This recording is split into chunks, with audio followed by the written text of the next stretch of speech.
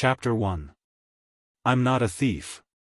In the orphanage's dormitory, a 9-year-old girl's eyes reddened as she faced everyone's questioning. She had a pair of big watery eyes and was beautiful, but due to her malnutrition, she looked a little thin. Seeing that everyone was looking at her with disdain and contempt, she choked with sobs. That jade pendant was originally mine. I am not a thief. My mother left it to me. So you're saying that I stole something from you? Standing in front of her was a girl around her age. She tilted her head and glared at her coldly, then smiled innocently. Compared to her, this girl had a sweet appearance and an arrogant expression. She was like a high and mighty little princess who was doted on by everyone. As soon as she finished speaking, the children around her immediately stood up to defend her. You're lying. You're lying. Why would Ro steal something from you? That's right. How is that possible? How could Ro be a thief? You're the one who stole something from her. Faced with all the children's accusations and questions, the girl was unable to defend herself. She felt extremely wronged, so she rubbed her eyes and cried. That's really my jade pendant. Sob, give it back to me. Ro glanced at her proudly, then turned to everyone and said, Everyone, look at it clearly. Xiao sure is a thief, so don't play with her anymore. Thief, bad. A few of the children nodded. Yes. We'll listen to Princess Ro and ignore her from now on. She's a thief. She's a thief. Xiao sure is a bad child. She stole Ro's things, so shameful. The children laughed and dispersed, leaving the girl alone against the wall. She looked at their backs with tears in her eyes and secretly clenched her fists. Outside the director's office, there was a row of men in black suits. An old man who was over 50 years old sat on the sofa with a serious expression. He looked very energetic, and his tang suit made him look noble. There was a sharp aura between his brows. Even though he was old and his face was slightly aged, his handsome facial features were enough to make one imagine how handsome he was when he was young. The director found a stack of documents and slowly flipped it open in front of him. He respectfully handed it over. Mr. Mu, these are the children who were admitted last year. All the children's information is here. Please take a look. The old man flipped through a few pages and frowned slightly after a few glances. The assistant beside him glanced at his expression and looked up at the director with a smile. That child is about 8 or 9 years old. May I ask, among the children who were admitted last year, how many of them fit this age? The dean recalled for a moment and hurriedly said, Please wait a moment. The old man lowered his eyes and glanced around, but his gaze was fixed on a family portrait. He suddenly stretched out his hand and pointed at it. Let me see this girl. The dean was stunned for a moment before nodding. All right, I'll arrange for her to meet you right away. She made a call, and not long after, a teacher walked in with a girl. Ro obediently stood in front of the old man. With her hands behind her back and her chest puffed out, she said with a smile, Grandpa. Hello. My name is Ro.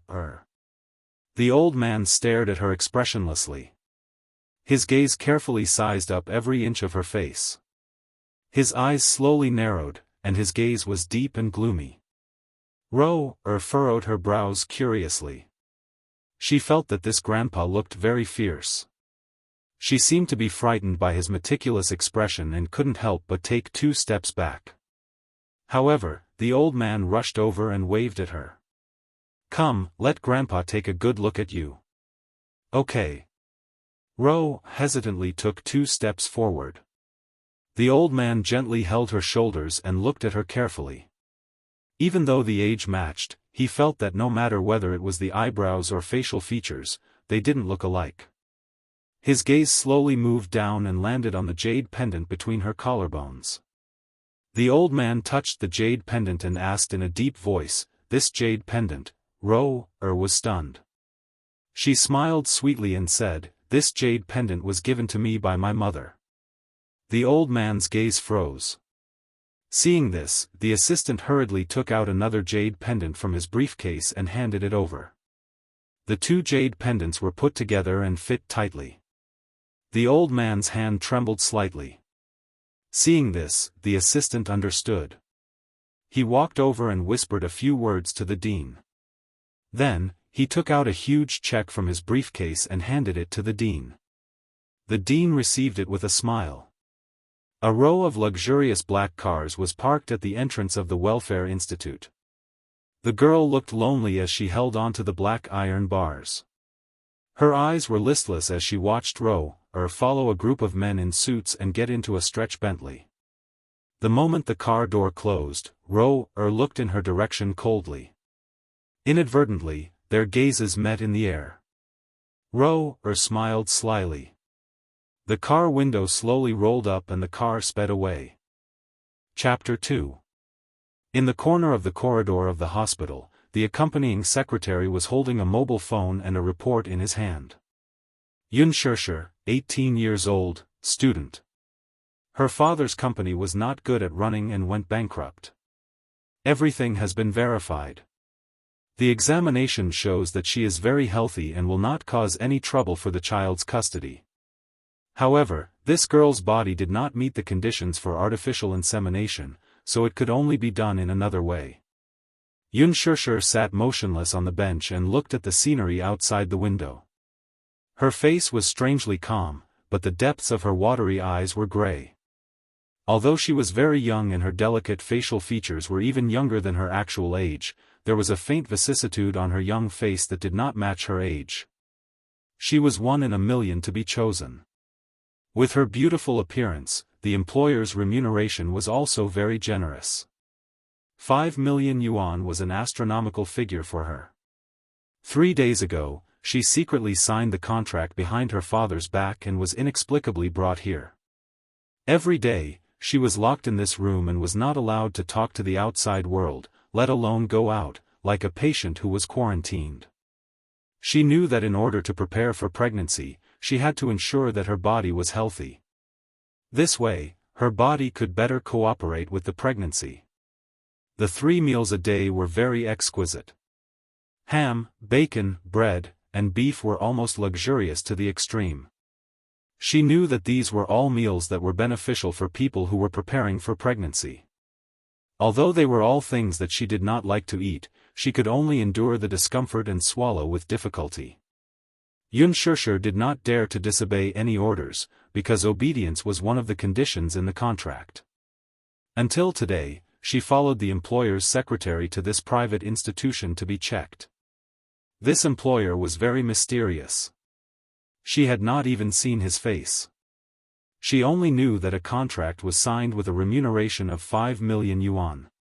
5 million yuan should be enough to help her father through the crisis. Regarding this matter, she did not dare to mention it to her father. When she left, she only left a note and left without saying goodbye. With a long surrogate pregnancy, she was afraid that she would not be able to return home for a period of time. Therefore, she did not have to worry about how to face her father for the time being. According to the requirements of the contract, she had to be observed at all times until she was pregnant. With this as a condition, 1 million would be transferred to her father's account in advance before tomorrow. According to the secretary, if she gave birth to a boy, she would be paid an extra sum of money. Surrogacy, heh. Speaking of which, it was really funny. In order to get money, she had thought of all kinds of ways, but in the end, she had never thought that she would get paid by selling her own body. However, it was a generous sum after all, and she was tempted in the end. In her moment of desperation, she chose this unbearable path.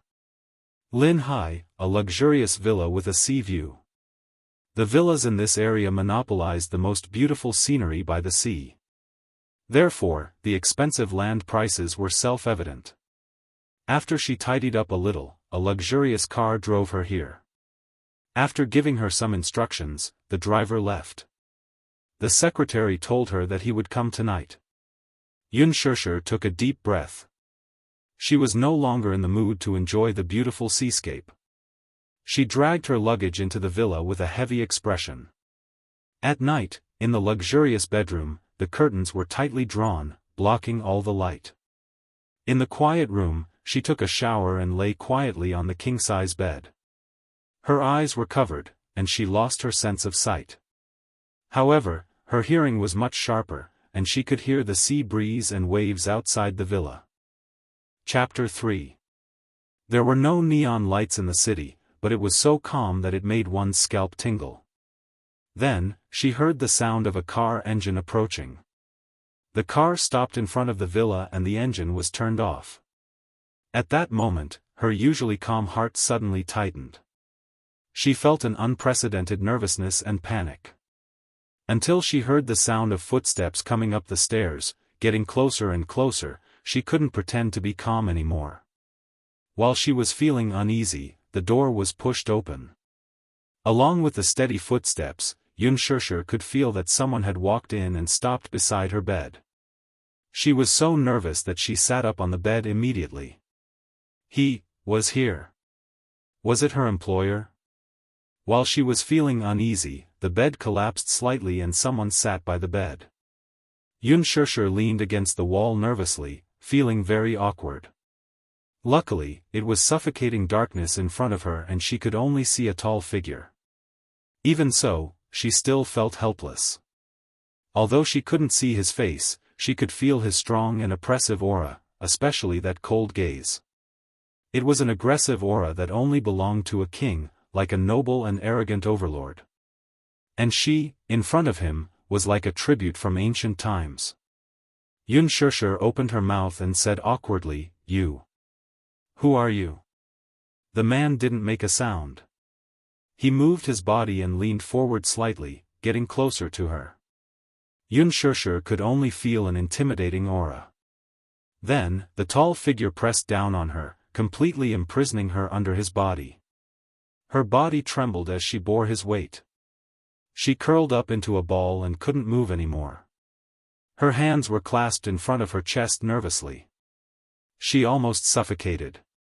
Without waiting for her to react, the man narrowed his eyes and lifted up her shirt. Her soft and fair skin was exposed to the air. His large palm suddenly reached in. "Wait," she suddenly said in a trembling voice. Can I see you?" "Why?" The man's young and deep voice was like a mellow red wine, extremely magnetic. "I can't see anything.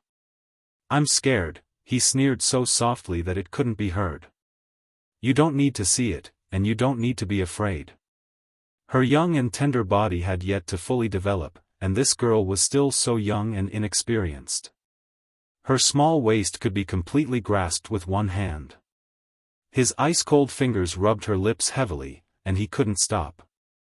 "Just close your eyes." The tender feeling was so wonderful, as smooth as silk. His fingertips were slightly wet and cold. When they touched her warm skin, she couldn't help but shiver.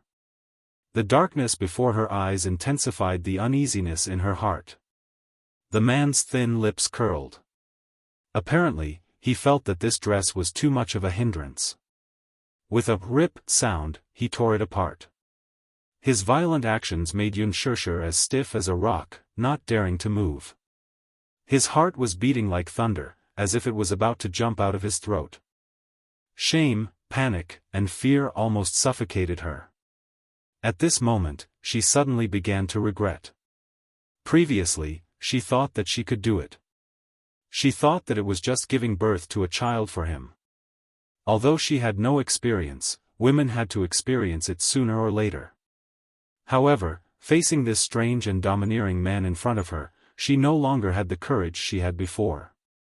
She was terrified to the extreme. Chapter 4. He lowered his head and ignored her uneasiness and fear.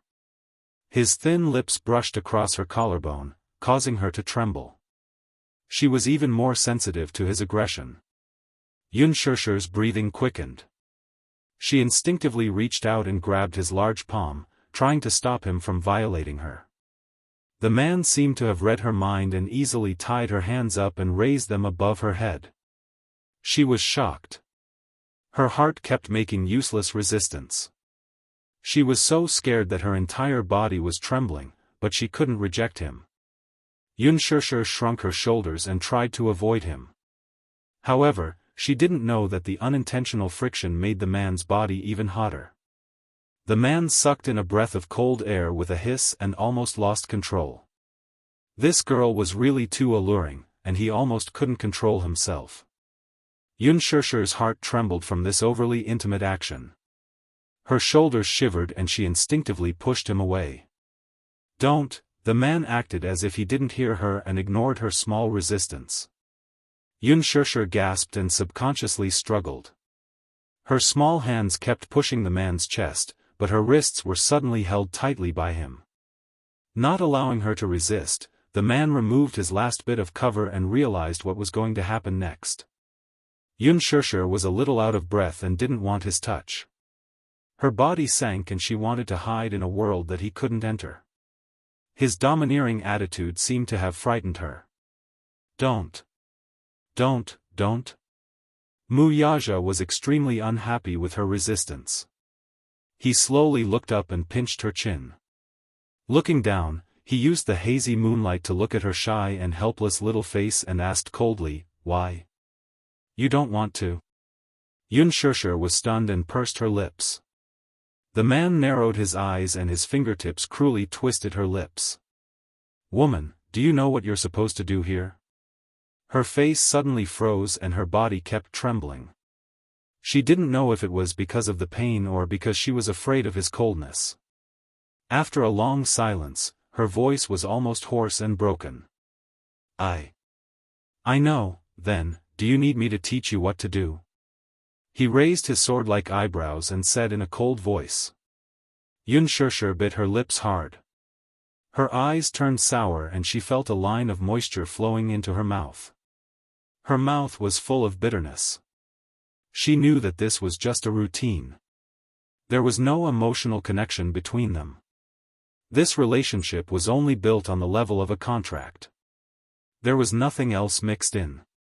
However, this humiliation was something that she could not bear no matter what. Wuxia coldly curled his lips. He did not intend to give her any time to adapt. He grabbed her hands and raised them above her head. The corners of his mouth curled up almost cruelly. "Open your mouth." The expression on Unspoken's face became numb little by little. She then closed her eyes in despair, hugged his shoulders with difficulty, and buried her face in his neck. At that moment, she knew that she had stepped into the abyss of sin. The man was satisfied with her submission and suddenly sank into, the feeling of breaking through that barrier was so clear. Unspoken gritted her teeth and endured it. Her voice was as hoarse as a hiss. She gasped. Amidst the excruciating pain, her body tensed up and stiffened like a rock. She couldn't move anymore. An excruciating pain that she had never felt before seemed to be tearing her apart. At that moment, her vision turned black and she almost fainted from the pain. Chapter 5. He had no time to care about her pain and wanted her unscrupulously. To him, this was just a matter of love. No man liked to waste time on this, let alone with a woman who had no feelings for him. Protective feelings for the fairer sex? He was her employer and had given her a considerable amount of remuneration. She deserved to bear this pain. That sudden pain, coupled with the grievance and bitterness she felt, caused tears to flow out of her eyes. She hissed in pain, her eyes turning red, but she stubbornly bit her lips, not wanting to reveal her weak side. However, she couldn't bear such intense pain, and she couldn't stop moaning. Gradually, she couldn't hold it in any longer, and she began to sob intermittently. Whoa. In the end, she started to sob like a kitten. He went deep, collided, and cruelly plundered everything from her. The boundless pain was like the fierce waves on the sea. She was drowning, floating up and down. Gradually, she forgot her feelings. Her gaze gradually became distant. Her 5 fingers trembled as she opened them, but she could not grab anything to cling to. Her vision was dark, and her mind was in chaos. It was a perfect fit. Sweat ironed the 2 intertwined bodies. Mu Yaja's 5 fingers fiercely entered her hair. He only wanted to taste the marrow. Her mind was in a daze as she begged. Her body passively catered to him. In the midst of his passion, he suddenly felt a hot wetness on his neck. He looked up slightly, only to see her biting her lips. She was sobbing in pain. Mu Yaja's handsome face was stunned. Looking at her forbearing face, he could not help but lower his head and kiss her heavily on the lips. The tip of his tongue invaded her mouth and captured the lilac snake. It twined around and engulfed her, swallowing her choked moans. Kissing was a taboo for him. Kissing meant helping each other in difficult times. He would never kiss a woman. Because in his eyes, a woman's lips were very dirty. The women who lingered around him had always been socialites or actresses in the entertainment industry. Because he had never touched a woman. However, he did not know why he kissed this woman. To be precise, this was his first woman. He did not know that the taste of kissing was so delicious. Mu Yaja's eyes narrowed slightly as he pressed down on her. In the midst of a suffocating tightening, he pushed forward with all his might. On the bed, they were deeply entangled. Bone erosion oblivion. Xianxia opened her eyes in the darkness. The red silk covering her eyes was already soaked with cold sweat. She heard the sound of the shower running in the bathroom. She moved her body slightly, but felt a sharp pain coming from her fingertips. It turned out that her 5 fingers were tightly gripping the edge of the bed, and her nails had broken and pierced into her fingertips. She pretended to be relaxed and comforted herself. Everything was over, everything was over. Hopefully, this time, she would be able to conceive successfully. After she gave birth to his child and got the money, she could leave this place and return to her own life.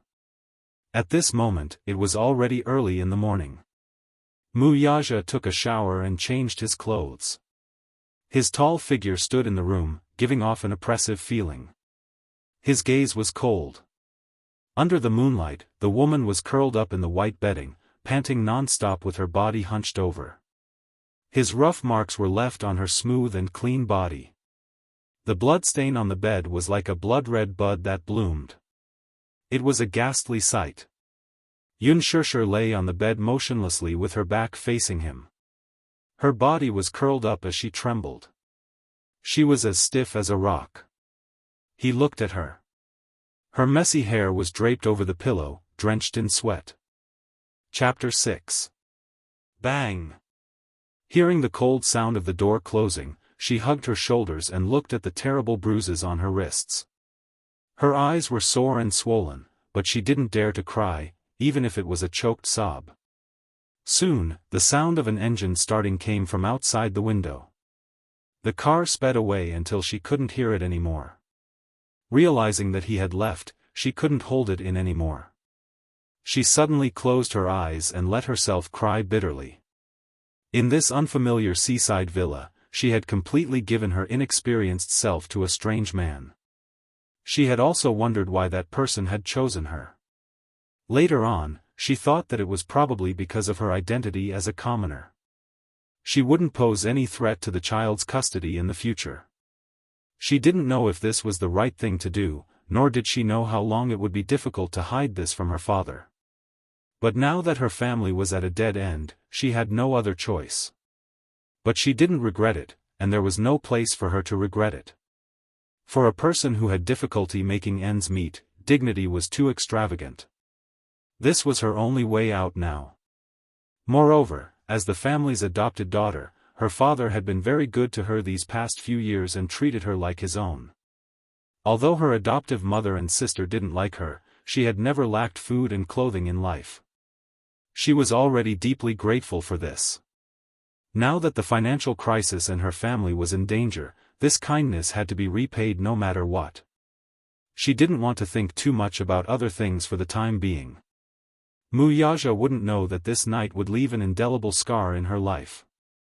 He also didn't know how this woman would interact with him in the future. Dawn, the first rays of the morning sun. Xianxia slowly sat up and slowly took off the red silk on her face. She wrapped the snow-white quilt tightly around her body and walked to the window to open the curtains. However, the sunlight couldn't shine into her heart. Outside the door, there were hurried footsteps. The door was pushed open. Xianxia was shocked. She turned around and saw a dignified and gorgeous woman walk in and approach her with an angry face. Behind her was the secretary who had signed the surrogacy contract with her. Her head was lowered as she walked to the side. The woman walked in front of her and stood still. She arrogantly looked her up and down, but her face was full of disgust. When her gaze fell on the kiss mark on her body, her gaze froze.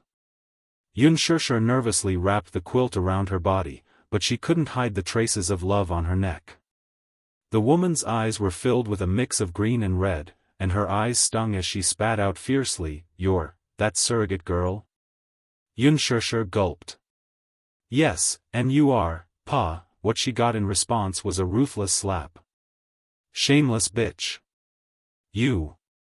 What right do you have? What right do you have?" The woman grabbed her hair in exasperation, her face pale. "Don't think that just because you gave birth to his child, you can rely on your son's status. I'm warning you, I'm his legitimate fiancé, and you're just a borrowed child. Don't covet something that doesn't belong to you, understand?"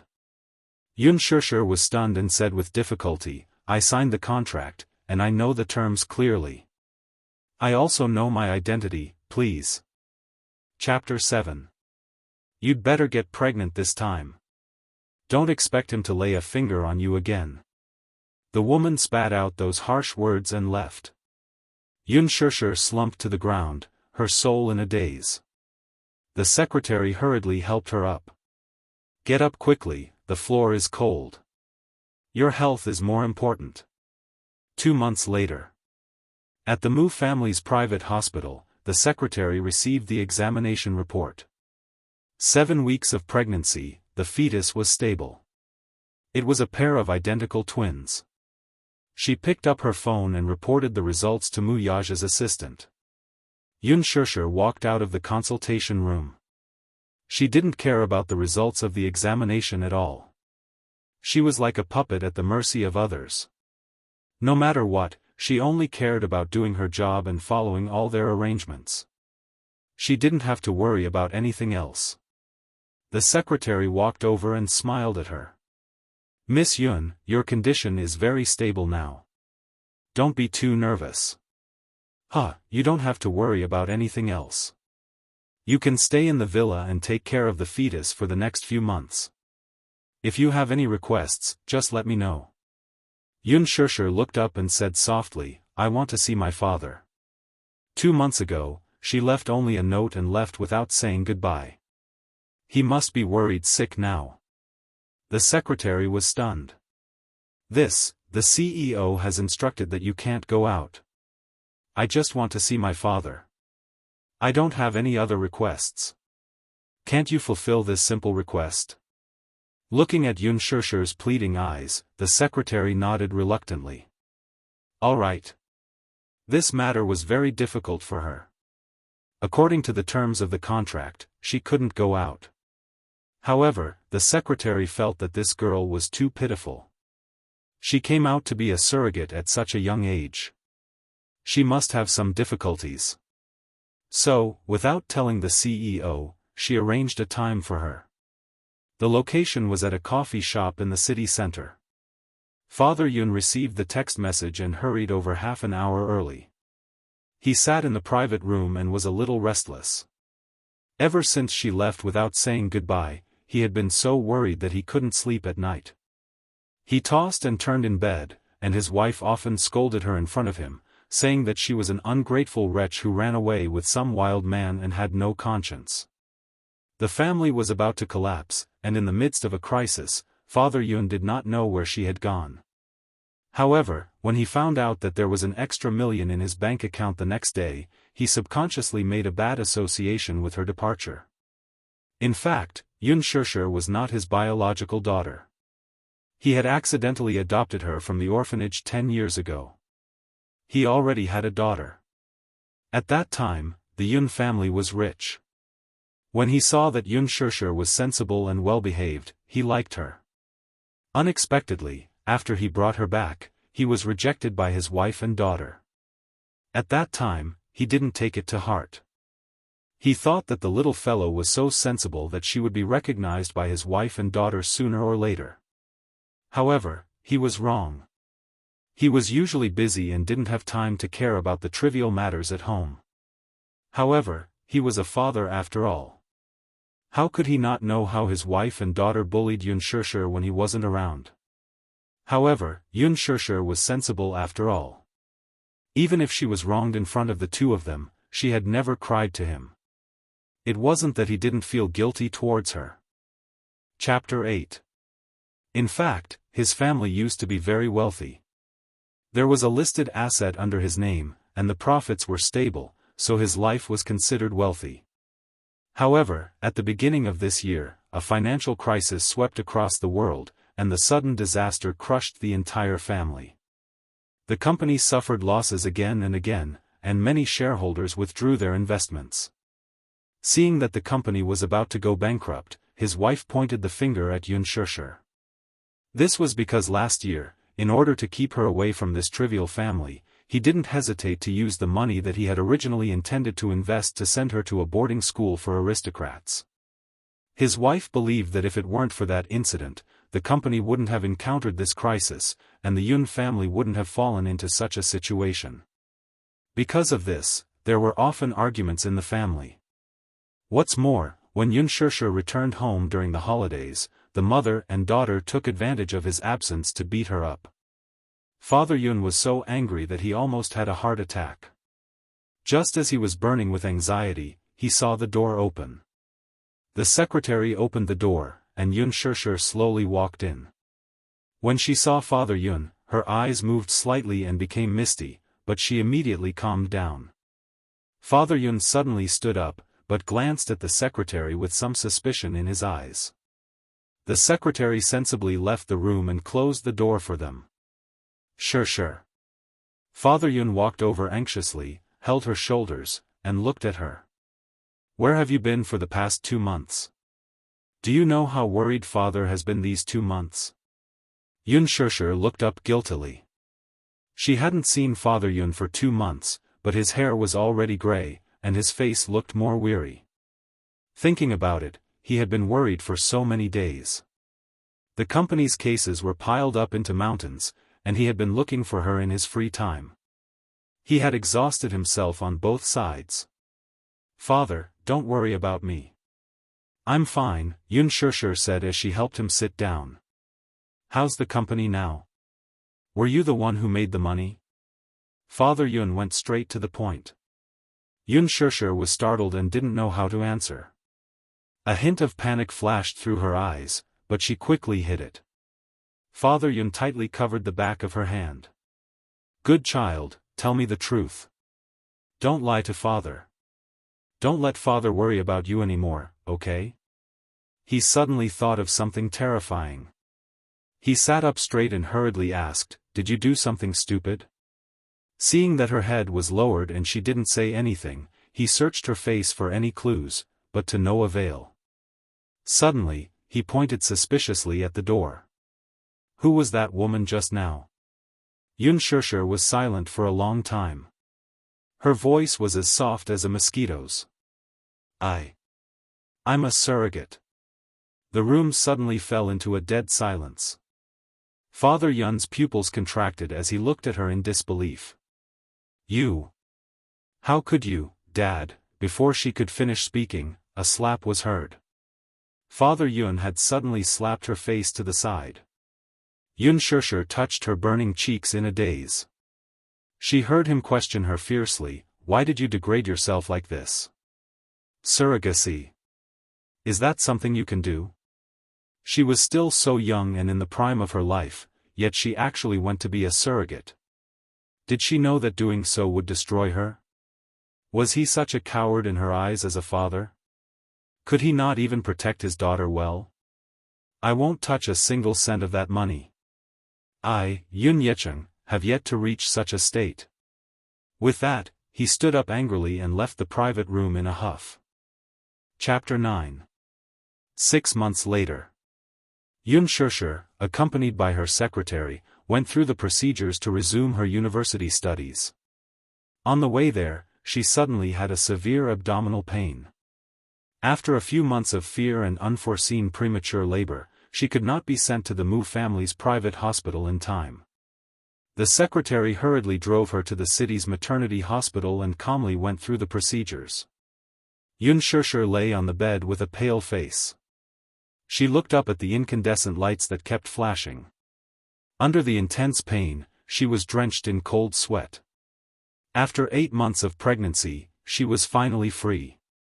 The secretary sent her to the delivery room and kept encouraging her. Miss Yun. Don't be afraid, both you and your child will be safe. I'll wait for your good news outside the operating room. Thank you. Yun Shishir was pushed into the delivery room with her eyes closed. The door was tightly shut. The hospital's director was familiar with Yun Yecheng, so when he learned that Yun Shishir was about to give birth, he contacted him. When Yun Yecheng heard the news, he immediately rushed to the hospital and waited anxiously outside the delivery room. 4 hours later, a loud baby cry was heard from the delivery room. It's a healthy boy. The nurse carried the child into the incubator and sent him to the neonatal ward. Yun Yecheng did not care about the child as he anxiously looked outside the delivery room. The secretary walked to the front of the ward and looked at the child through the window. She turned around and asked, "Where's the other child?" The nurse replied regretfully, "I'm really sorry. Because he was born prematurely, the younger brother was too weak and stopped breathing when he came out." The secretary was shocked and asked with a stiff face, "Is there no hope?"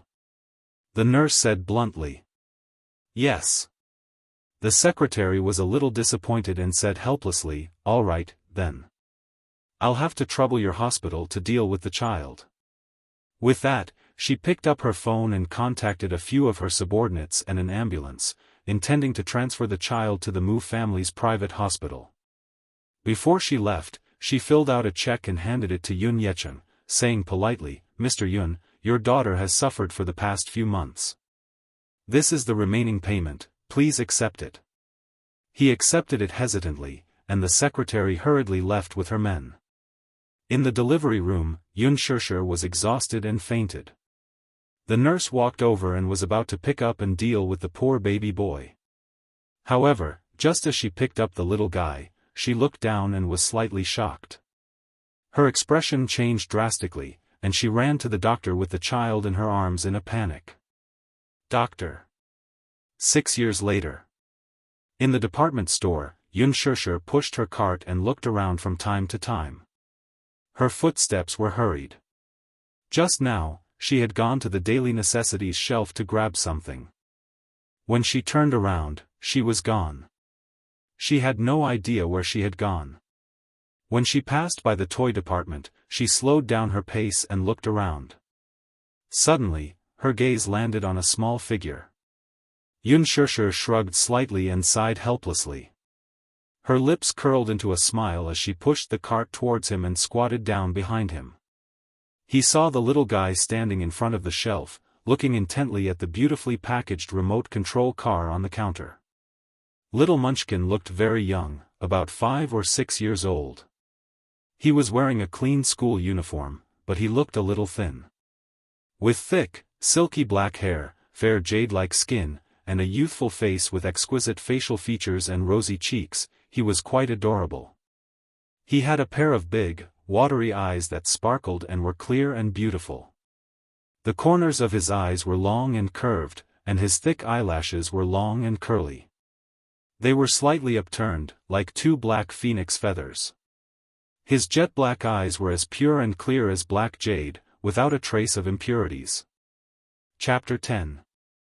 The charming and adorable little fellow was just like a beautiful little elf. However, this little elf's gaze was a little serious, and he had the maturity of a little adult. 150 yuan, it's too expensive. His tender voice was filled with the vicissitudes of life that didn't match his age. He frowned like an old man and counted with his little fingers. Then, he sighed sadly and shrugged his shoulders, as though he was in a gloomy world. Unspoken couldn't help but laugh at his gloomy appearance, but she felt a little bitter inside. She pursed her lips and patted his shoulder. Little Munchkin was shocked and turned around. Seeing that it was her, his cheeks turned red. Mommy has been looking for you for a long time. Didn't I tell you to be good and follow Mommy around and not run off on your own? Unspoken pretended to be fierce, and Little Munchkin felt even more guilty. He carefully hugged her neck and looked down. Blinking his big eyes, he said softly, Mommy, don't be angry. You won't run off on his own in the future. You, be good. She squatted down and hugged him. What are you looking at? You instinctively pointed at the remote-controlled racing car. Then, he suddenly thought of something and retracted his little finger. Looking up, he pretended to be nonchalant and said, Mommy, you is just looking at it. I don't want it at all. Even though he said that, the little fellow's eyes were still fixed on the exquisitely packaged remote-controlled racing car. His eyes had completely betrayed him. Unspoken couldn't help but feel cold. The little fellow was so young, but he didn't mean what he said. He obviously wanted it, but he was just trying to save money for her. That was why he was putting on a brave front. This child was a natural considerate boy. She smiled and patted his little head. Standing up, she walked to the counter and pointed at the remote-controlled racing car. Yu stared at the toy car, then glanced at Unspoken. As though he had guessed something, his eyes lit up and his face glowed with excitement. He ran to the counter and looked up at the exquisite packaging in the counter staff's hands, unable to take his eyes off it. The counter staff brought the racing car to the counter and swiped the label. Little Munchkin held onto the counter and ran over, standing on his tiptoes with a satisfied look on his face. Unspoken followed behind him. Seeing his bright smile, she couldn't help but be moved. If she couldn't even fulfill her child's small wish, she really wasn't a good mother. All these years, she owed this child too much. Chapter 11. After a round of emergency treatment, he was finally saved. However, this child's body was too weak. He had been sick since he was young, and he did not have a father. Hence, she doted on him to the bone. She wanted to give him more care and to let him understand that without a father, he would only receive more love and not less. Hence, she named him Tianyu. While thanking the heavens for protecting him, she also hoped that he could grow up healthily. As for him, her father helped her keep the matter of him a secret. At that time, the hospital's director was on good terms with him and had secretly tampered with the records for her. Hence, that man did not know about it, and you could stay by her side and not be taken away by that man. If that man knew of Yu's existence, she did not dare to imagine how hopeless it would be to lose Yu. After that, she went back to university to continue her studies. Her father's company couldn't hold on in the end, so he filed bankruptcy procedures with the court. The man kept his promise. After giving birth to a child for him, he paid her a considerable sum of money. It was even more than what was stated in the contract. He was indeed rich and overbearing. This also reduced her burden by quite a bit. With this hefty sum, she more or less paid off her father's debts. After the company collapsed, Unspoken started from scratch. However, he was old and had experienced a low point in his life. With too many concerns around him, he was no longer as high-spirited as before. He no longer dared to work hard and suffered setbacks repeatedly. Her adoptive mother, Li Qin, had lost her wealth and status. She hated marrying a useless old man like Unspoken even more. She was originally a housewife and was forced to do odd jobs to make ends meet. However, she had always been a rich wife. As a result, she developed a crafty character and could not stay at her job for long. When she was disliked outside, she would vent her anger on the mother and son when she returned home. Her sister, Yun Na, had average grades. She did not get into university in the college entrance examination, so she simply enrolled in a vocational school. However, her character had always caused trouble, and there were often some hooligans who came looking for trouble. After graduation, she did not do proper work. She had high standards but little ability. Unable to find a job, she rested at home and spent her days entangled with those hooligans. Now, the whole family was relying on their father's meager income, and they were often restless. They often went to nightclubs and caused a lot of trouble. When Yu was just born, she was breastfeeding. It was the toughest time for her. She couldn't even finish her confinement properly because she skipped a grade and was admitted to a prestigious school. She had a lot of work to do in university, and in her free time, she had to make up for the homework she missed. She was also busy working and raising Yu. Her body almost collapsed under the pressure. After graduating from university, she found a job with a good salary, which improved her family's condition. However, now that her mother and sister were resting at home, she was worried that Yu would be ignored and ostracized by them when she went to work, just like how she had been treated in the Yun family. Back then, when she carried Yu home, Yun Na sneered coldly. She still could not let go of that call of little b*****. Therefore, after she started working, she moved out of the Yun family with Yu and rented a house for the two of them. Usually, when she went to work, she would send Yu to kindergarten and wait for her at the school gate after school. Chapter 12. When Yu was born, she was breastfeeding, and it was the most difficult time for her. She couldn't even finish her confinement properly because she skipped a grade and was accepted into a prestigious school. Her university studies were heavy, and she had to make up for the homework she missed in her free time. She was also busy working, and she had to raise Yu. Her body almost collapsed. After graduating from university, she found a job with a good salary, and her family's conditions improved. However, now that her mother and sister were resting at home, she was worried that Yu would be treated coldly and ostracized by them when she went to work, just like how she used to be treated in the Yun family. When she carried Yu home, Yun Na sneered coldly. She still couldn't let go of that call of a little bastard. Hence, after she started working, she moved out of the Yun family with Yu and rented an apartment for the two of them. Usually, when she went to work, she would send Yu to kindergarten and wait for her at the school gate after school. Fortunately, Yu was very sensible. Although he was young, he was very considerate and rarely acted willfully. Now, he even learned to go home alone without her. When she walked out of the mall, the sun was shining brightly. The little guy followed behind her with a toy in his arms, and his steps gradually slowed down. It was the middle of summer, and he seemed to be a little uncomfortable walking out of the cool environment. Yu raised his little face and called softly, "Mommy." Yun turned around and saw his red face and tired eyebrows. She quickly took the toy for him and frowned worriedly. "What's wrong? Yu, are you feeling unwell?" Yu frowned and spread his arms at her. He said coquettishly, "Mommy. It's so hot. Yu can't walk anymore. Piggyback. Piggyback." Yun was stunned when she heard this. She couldn't help but smile and squat down.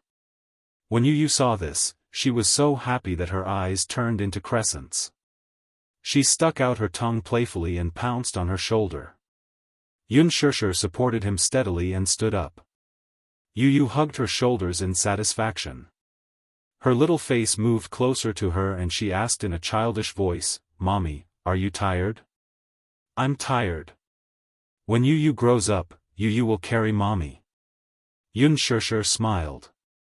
"Okay. Yu is really Mommy's considerate and warm little man." The little guy raised his palm-sized face and asked blankly, "Mommy, what's a little warm guy?" "That's right. He's a very heartwarming boy." "Oh. Yu will only warm Mommy, not other people." Yu Yu's pink lips curled up sweetly as he cupped her face and planted a big kiss on her lips. The mother and son laughed and bumped their heads together before they left, laughing. A Lincoln limousine was quietly parked by the side of the road. The car had a sleek, dark body. Through the window, there was a childish and cold handsome face. The boy leaned lazily against the leather seat and rested his chin on one hand. He looked to be about 6 years old, and there was a maturity and coldness on his face that didn't match his age. Through the window, he looked expressionlessly at Xianxia and Yu Yu teasing each other. Under the fine fringe of his forehead, there was a slight ripple in his cold eyes as they focused. The figures of the couple gradually disappeared into the distance. He didn't know why, but as he looked at the backs of the mother and son, a strange feeling arose in his heart. It was indescribable and inexplicable. Chapter 13. He narrowed his eyes slightly. When he could no longer see the couple, he suddenly lowered his eyes to hide the loneliness that flashed through his eyes. His gaze turned to the notebook on his lap. Looking at the half-completed homework, he turned off his phone in annoyance. A middle-aged man dressed in a suit respectfully opened the back door of the car and handed over the dessert he had bought. "Young master, here's the dessert you wanted." The housekeeper carefully unwrapped the cake and handed it over with a fork. The boy took it indifferently. However, looking at the delicious dessert, his mind vaguely recalled the boy's charming smile when he hugged the toy. He suddenly lost his appetite. "I'm not eating anymore." He pushed the dessert aside and said coldly, "Let's go." Uncle Qiao looked at him in a daze, then threw the cake into the glove box by the street and got into the car. The car sped away. At night. Mu Group, CEO's office. What entered his eyes was the elegant and luxurious decor. It was stylish and elegant, and it was luxurious to the extreme. The man stood facing the window. His muscular figure was tall and slender. He was 189 meters tall and had an imposing aura. He looked at the bustling night view of the city expressionlessly. His brows were slightly furrowed and his eyes were deep. Mu Wanru slowly opened the door of the CEO's office and saw the figure standing quietly in front of the floor-to-ceiling window. She could not help but smile gently. This man held the highest power in the Mu Group. He was the young master of the Mu Group and the CEO of the Mu Empire. He was also the young master of the Mu family, Mu Yaja. At the same time, he was also her fiancé. Although they had not held their wedding ceremony yet, she was already the young madam of the Mu family. In the future, their wedding would definitely be grand and luxurious. However, such a man was undoubtedly an influential figure among the aristocrats. Many young ladies from prestigious families flocked to him like a flock of ducks.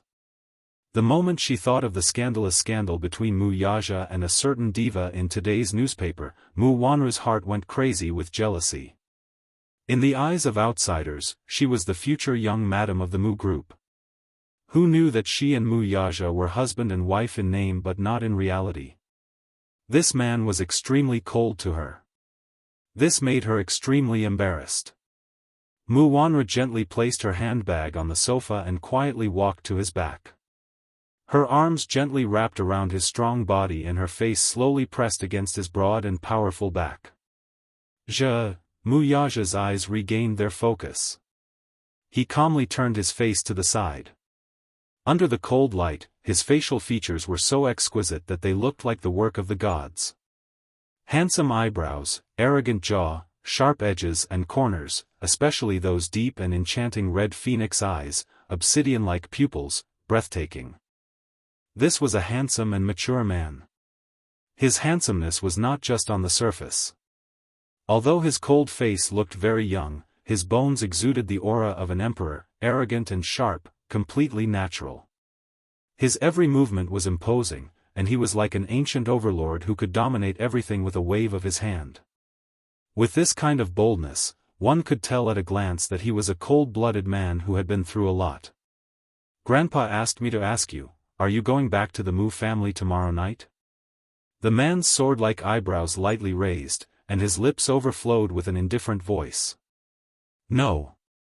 Chapter 14. Seeing his cold expression, the woman glanced at the pile of documents on his desk and asked softly, Am I disturbing you? Even though she was already his wife, the young mistress of the Mu family, she still maintained a cautious attitude towards this unfathomable man at all times. Although she had grown up with him, she still felt that she had never truly entered his heart. Being engaged to him made her think that she was the happiest woman in the world. She loved this man to the bottom of her heart. The irony was that she had never seen through this man. Even though he was her husband, most of the time, he was as cold to her as he was when they first met. Or perhaps, this man had always been like this. He was domineering, he was arrogant, he was cold and decisive, but she had never seen him show any tenderness to anyone. Except for Yichen. Only in front of Yichen would he restrain his usual sharp and cold aura. Mu Yaja's thin lips curled up slightly, and his cold voice had a hint of gentleness. No.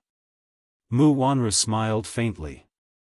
She was overjoyed by his small indulgence, and her eyes revealed deep love. She slowly walked to his front and stretched out her arms enchantingly.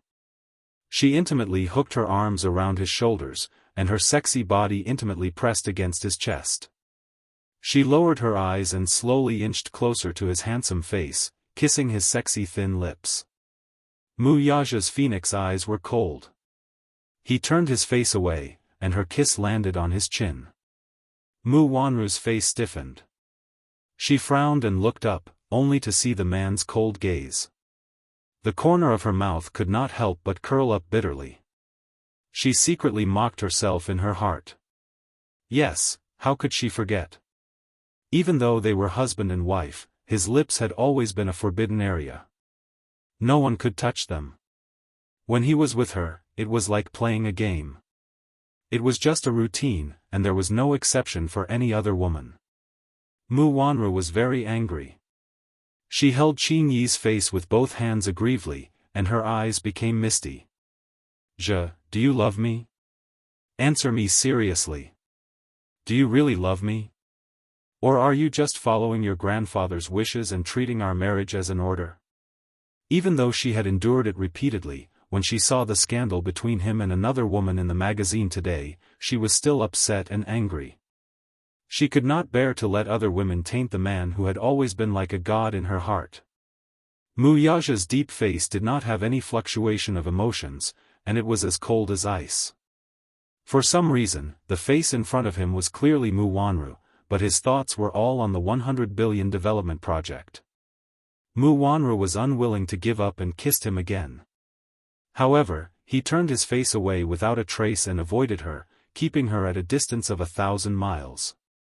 Wanru, stop fooling around. Mu Wanru's smile was bitter and her heart was a little desolate. She had known that he would avoid her, and that was why he had never kissed her, or any other woman. Beijing's young master Mu. Although there were many women flocking to him, in the end, none of them were special. Even for her, she was his legitimate fiancée, and also his closest woman. However, there was no exception. Does he really love me? Or does he only treat me as a lonely solace? Or is it not even a solace? He is not even willing to play along? Chapter 15.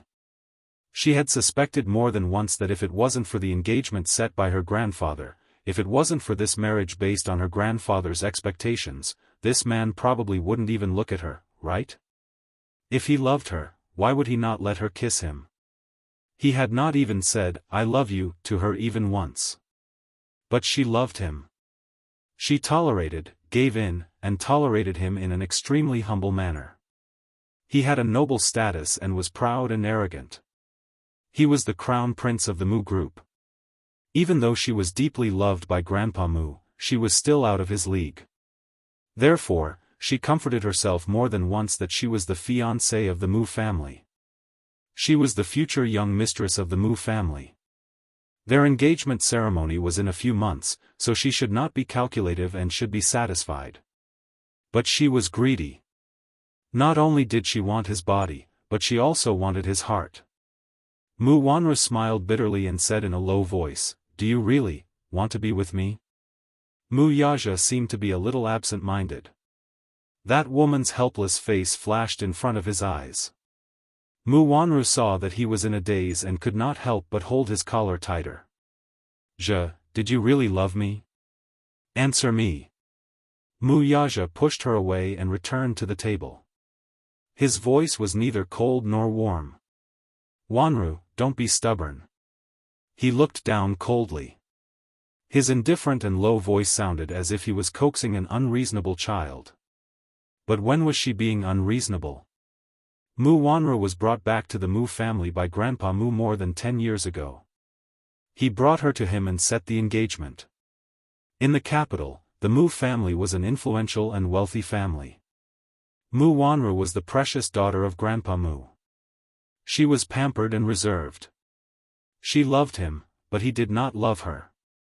This engagement was not essential to him, who was born in a wealthy family.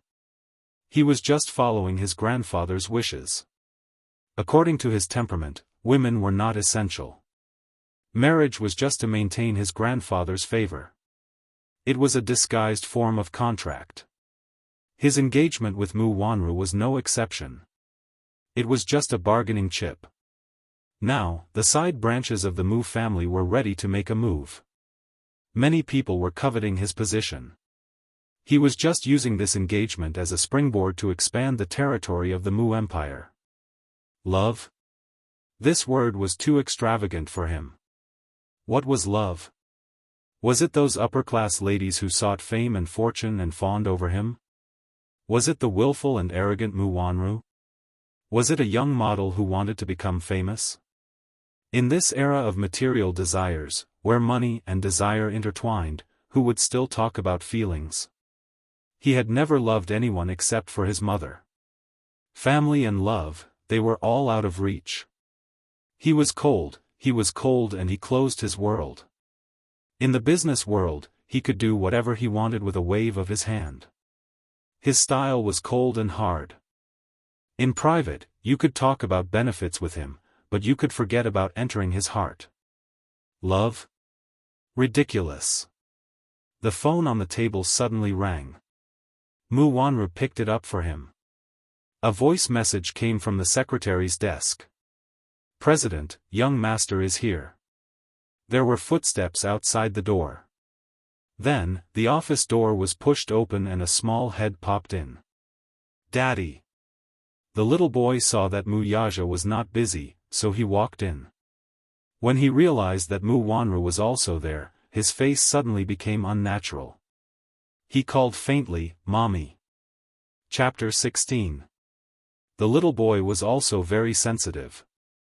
Other than Mu Yaja, he seemed to be quite distant from everyone else. Usually, he was just like his father. He always had a cold little face and was serious like a little adult. He didn't look like a child his age at all and was extremely mature. When he was 3 or 4 years old, Mu Yaja spent more time with him. He was just like a little devil who loved to play pranks and often teased the maids in the Mu residence. He was the epitome of a hedonistic little ancestor. However, in the past 2 years, Mu Yaja had been very busy with the matters of the Mu group. Without his father by his side, the little boy gradually became quiet and didn't like to talk much. Sometimes, when Mu Wanru looked at this little face, she couldn't help but think of the young Mu Yaja. He was also this cold and indifferent, and no one could get close to him. However, it was only in front of Mu Yaja. After all, he was still a child. He would more or less reveal a child's unique nature. It was rare for him to act coquettishly and occasionally do a few bad things in an attempt to attract more attention. Mu Yaja also doted on him and indulged him. Therefore, in front of him, Xiao Yichen had always been lawless. Mu Wanru returned to her senses and smiled as she waved at him. "Yichen, come here." Xiao Yichen looked at her. After taking a few steps, he suddenly stopped and looked at his father with obvious reluctance. Mu Yaja turned around. When he saw the little boy, the cold expression on his face eased a little. He sat down on the sofa and gently patted his slender legs with his large palms.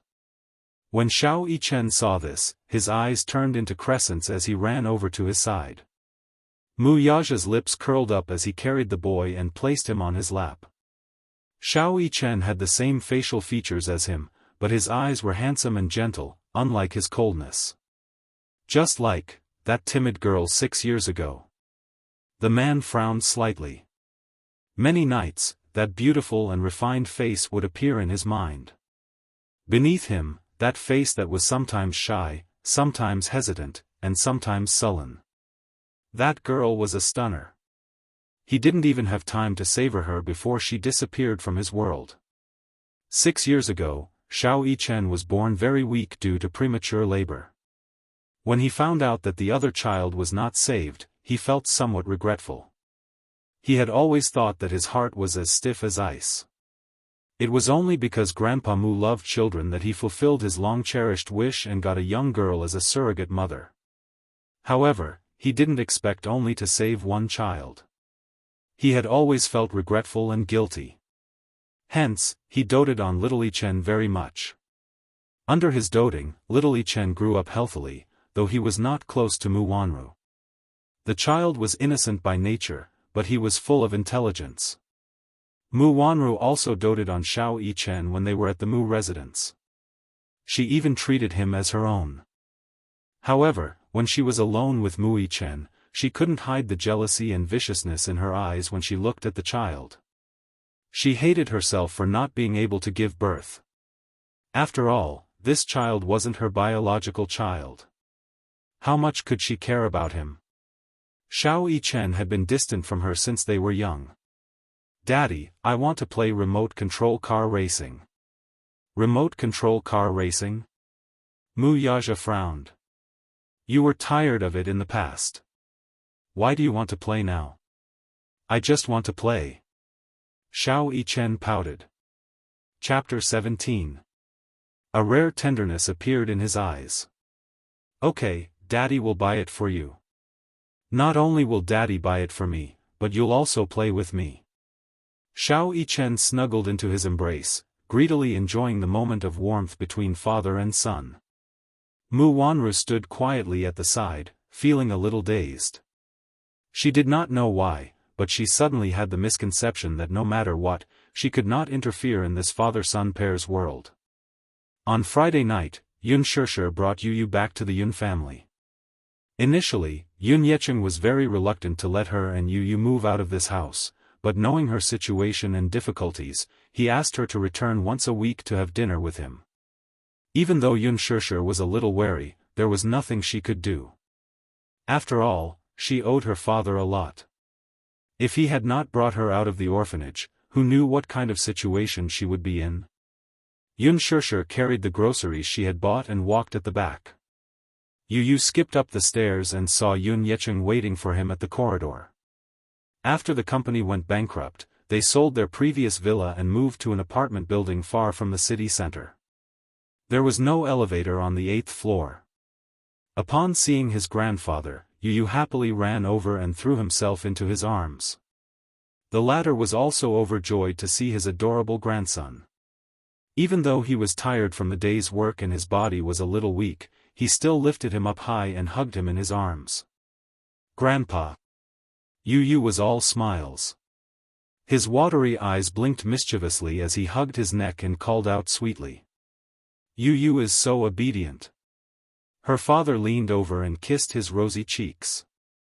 "Yu Yu, have you been obedient to mommy recently?" "Yes." "Yu Yu is very obedient." Yu Yu's handsome face revealed a sweet smile. Yun Shishir carried her things upstairs. After entering the door, she went into the kitchen and began to prepare dinner. Li Qin was still sleeping while Yun Na had gone out with her friends and would only be back before dinner. Yun Yecheng sat on the sofa with Yu Yu in his arms. Yu Yu gestured excitedly at him. "Grandpa, let me tell you, Mommy bought me a remote-controlled racing car when I went to the mall with her today. I wanted to bring it to Grandpa to play with." As she spoke, she suddenly lowered her head in embarrassment and fiddled with her tiny fingers. But Yu doesn't know how to play with it. I'm afraid I'll break it, so I didn't dare to open it. When Father Yun heard this, his expression changed slightly, and his large palm gently stroked Yun Che's forehead. Yu had always been very sensible. He would never ask for anything expensive. A toy that cost more than 100 yuan was already considered a luxury item in his eyes. Even so, he still wanted it. He could still remember the last time he was playing with his friends in the small garden. He saw a father and his son fiddling with a remote-controlled racing car. The father and son were driving the car to their heart's content on the grass. He secretly hid in a corner and watched the scene enviously. He thought that if one day, his father could play with him, how happy would that be? However, he had never seen his daddy before. His mommy had never mentioned him either. He vaguely remembered asking his mommy where his daddy was. The moment he asked that question, he saw his mommy's sad expression. From then on, he did not dare to ask again. Chapter 18. Her father scratched the bridge of his nose and teased, "Next time, Grandpa will help you assemble it for fun." Yu's eyes lit up when she heard that. She nodded with a smile. And here I was wondering who it was. Turns out it's just 2B****. The harsh words suddenly destroyed the warm atmosphere. Yun Yecheng's expression changed as he raised his head with an ugly expression. He saw Li Qin, in her pajamas, appear at the entrance of the living room. She crossed her arms and coldly sized up Yu, who was in her embrace. He raged, "What are you talking about? Yu is your grandson." Yu's shoulders shrunk at the sight of her, but she remembered Yun Shishir's warning not to talk back to Li Qin and Yun Na. She pursed her lips and looked up at her with a smile. "Grandma." Li Qin cast him a sidelong glance and said harshly, "Hey, don't. I don't deserve to acknowledge you as my grandson." Yun Yecheng was furious. "What do you mean by that? What else can I mean? I mean it literally. It's your business if you want to acknowledge him, but I'm not. Who dares to acknowledge a B** who has a mother but no father?" Li Qin glanced at her coldly and raised her voice. Intentionally or unintentionally, she looked in the direction of the kitchen and said sarcastically, "She gave birth to a child out of wedlock at such a young age. She became a single mother before she even graduated from university. She doesn't even know who the father of her child is. Who knows where this bastard came from? She has a father but no father to acknowledge her, right?" Yun Shishir's face turned pale as she pursed her lips. Li Qin continued harshly, "Besides, the company went bankrupt because of her. Our family hasn't had a good life these few years. Someone doesn't know what's good for her and doesn't know what's good for her. She insisted on bringing back a burden to the Yun family. She's so shameless. She can afford to lose face like this, but I can't. I don't think I can hide my face when I talk about this to others." In the kitchen, Yun Shishir heard the harsh words coming from the living room. Her hands paused for a moment, and her face turned pale. She turned around abruptly and said, "You, stop before you go too far. Li Qin, have you had enough? How could a person's mouth be so poisonous? If it wasn't for Shishir, the Yun family." Father Yun stopped abruptly and didn't continue. He had kept the source of the money Yun Shishir had given him a secret. After all, it would be bad for Yun Shishir's reputation if the news of her surrogacy got out. Therefore, Li Qin assumed that the debt was repaid from the Yun family's assets. "What? Go on. So what if she's gone?" Li Qin flew into a rage out of humiliation. Her eyes turned red as she felt wronged. She was so angry that she laughed. "All right, you're going to bully your own family for 2 outsiders, aren't you? Why are you yelling at me? Yun Yecheng. Why did I do that? I'm doing this for the Yun family. When the company went bankrupt, I even borrowed a sum of money from my family. I'm too ashamed to return it now. Ha ha. Now, you're yelling at me for 2 outsiders? Are you going to chase Nana and me out of the Yun family tomorrow because of them? Yun Yecheng was so angry that his face turned ashen. He could not help but raise his voice. Don't be unreasonable. What are you talking about? Li Qin shouted, how am I being unreasonable? Chapter 19. Li Qin lowered her head and coldly glanced at him. She felt that the young and tender face was an eyesore no matter how she looked at it. Her heart burned with anger. Narrowing her eyes, she raised her hand and slapped his face. Little bastard.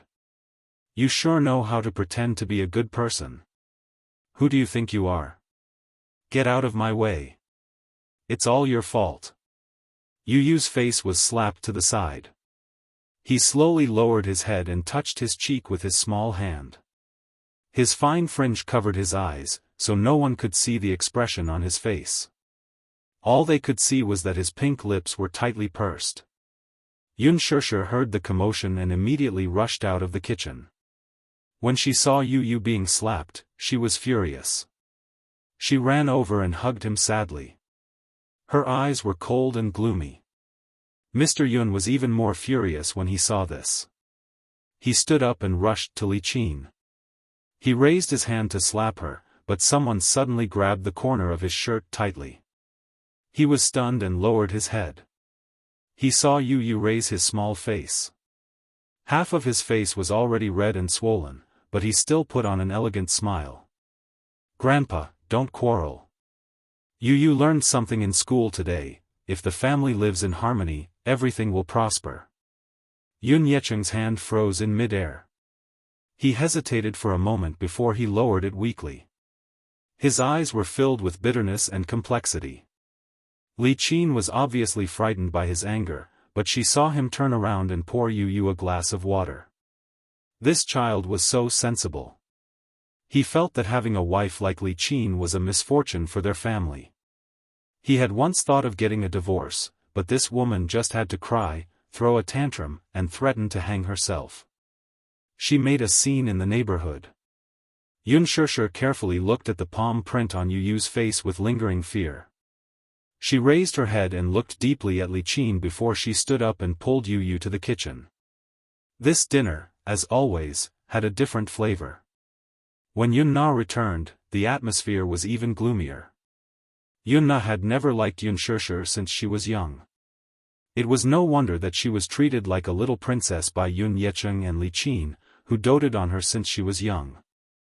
However, one day, another daughter barged into this harmonious family of three and snatched away more than half of her father's love. From then on, her father was no longer her father alone. If there was anything good, he would not only think of her in his heart.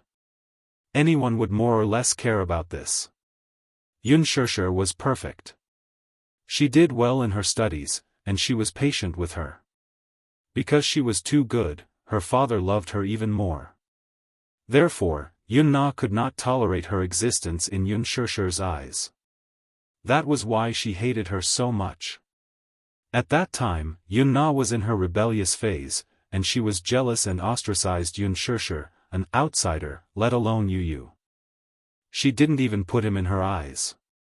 In her heart, Yu Yu was a bastard child. She had a father, but no father recognized her. The dinner table was a little quiet. From time to time, Yu Yu would put food in Yun Yecheng's bowl. Yun Shusher chatted at the side about interesting news in the company, and the atmosphere was somewhat relaxed. Even though Li Qin and Yun Na did not like Yu Yu, they could not be too presumptuous with Yun Yecheng around. After dinner, Yun Yecheng received a call saying that he had to go out for something. He gave Yun Shusher a few words and left in a hurry. Yun Shusher did not want to stay any longer. She hurriedly cleared the dishes and planned to leave after washing them. Chapter 20. Yu Yu obediently helped her clean up. His little hand struggled to lift the bowls and followed her into the kitchen to help wash the dishes. He was more or less afraid of Li Qin and Yun Na, so after Yun Yecheng left, he stuck close to Yun Shusher. In the living room, Yun Na glared hatefully at the mother-son pair in the kitchen and complained to her mother. "Mom! Why did you let this little bee asterisk starred into our house? It's so unlucky to see him like this. I was in a good mood. Li Qin sat on the sofa with a sullen expression. Humph. Who knows?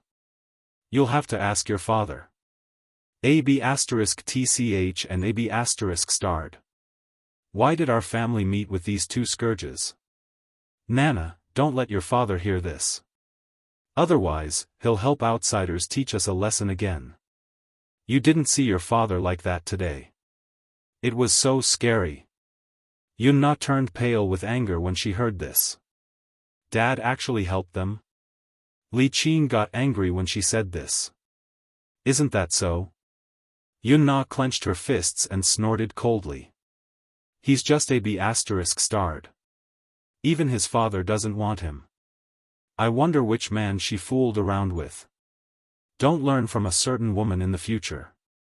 She gave birth to a child out of wedlock at such a young age. If word gets out, it's really embarrassing. Yun Shusher lowered her head and washed the dishes. Her movements were stiff like a machine. Under the dim yellow light, her face was strangely tense. Those unpleasant words could be heard clearly even though they were separated by the door.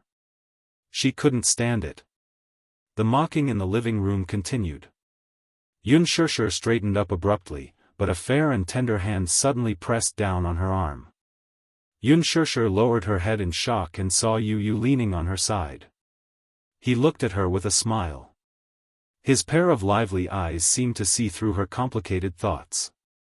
Mommy, Yu Yu will help you wash. Let's go home early. With that, he stood on his tiptoes and stretched his little hands into the sink with some difficulty. Yun Shusher was stunned for a moment. She pursed her lips and endured the humiliation again.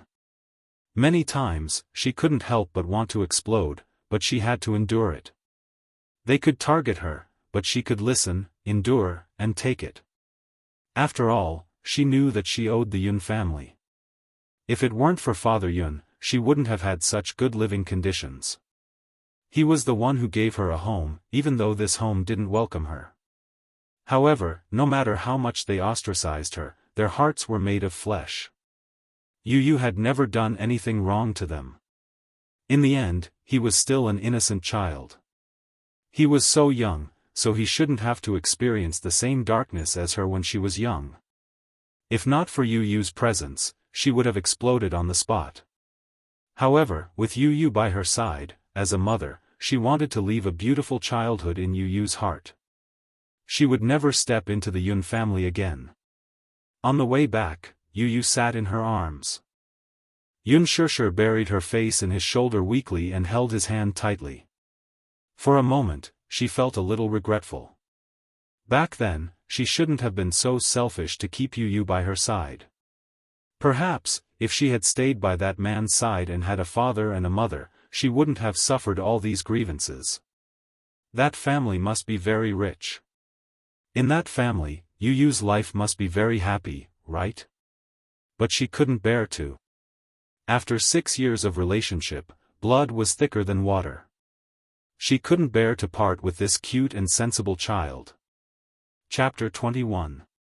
Yun Shusher whispered in his ear, I'm sorry, Yu Yu. Yu Yu opened his mouth, wanting to say something. He actually wanted to ask if his daddy really did not want him anymore. Did he really not like him, so he abandoned him without a care? Was he really like what the adults said, born with a father but not acknowledged by a father? However, he swallowed the words that were at the tip of his tongue. Yu Yu held Yun Shusher's slender fingers and looked up at the night sky outside the window. He said softly, Mommy, even if Yu Yu's daddy doesn't want you, Yu Yu still has Mommy. Yu Yu loves Mommy, Mommy, don't be sad. It's Daddy's fault for making Mommy sad. Yu Yu must protect Mommy when you grow up. Yun Shusher looked up and followed his gaze. She let out a long sigh and hugged him tighter. Yu Yu is such a good boy, the Mu residence.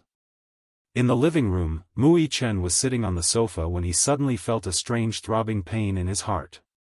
It was unbearable. He furrowed his brows slightly and placed his small hand on his chest.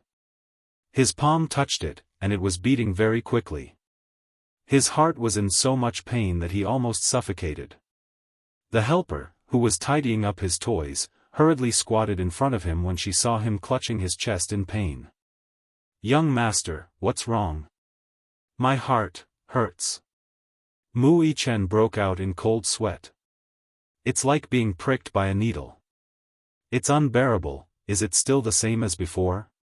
The helper was at a loss for words. The young master was always like this. He would often have sudden palpitations and chest pains, but he was sent to the hospital several times, and the cause of his illness was not found. Even the authoritative experts couldn't figure out what was going on for a while. Mu Yichen curled up on the sofa and sucked in a breath of cold air. His eyes were cold. "What's wrong?" He slowly walked down the escalator with the help of his cane. The old man was dressed in a well-ironed tang suit. Although he was old, he still looked energetic. It was not difficult to tell that he was a romantic and elegant person when he was young. "Great-grandfather." Mu Yichen looked at him and called out obediently. His position in the Mu family was unshakable. He was someone who had toyed with the rich and powerful all his life. Hence, just a look from him was enough to make others revere him. Therefore, even a rich playboy like Mu Yichen was afraid of Grandpa Mu. Mu Sheng, on the other hand, doted on the little guy to the bone. Mu Yaja was his most beloved grandson, and Mu Yichen had Mu Yaja's blood flowing in his veins. Therefore, he naturally doted on him. Seeing that his most beloved great-grandson had relapsed, the old man's face changed. He hurriedly asked, "Are you feeling unwell again? Is your heart hurting again?" Grandpa Mu's expression was full of concern, but Mu Yichen evaded him subtly. It was obvious that he was very afraid of him.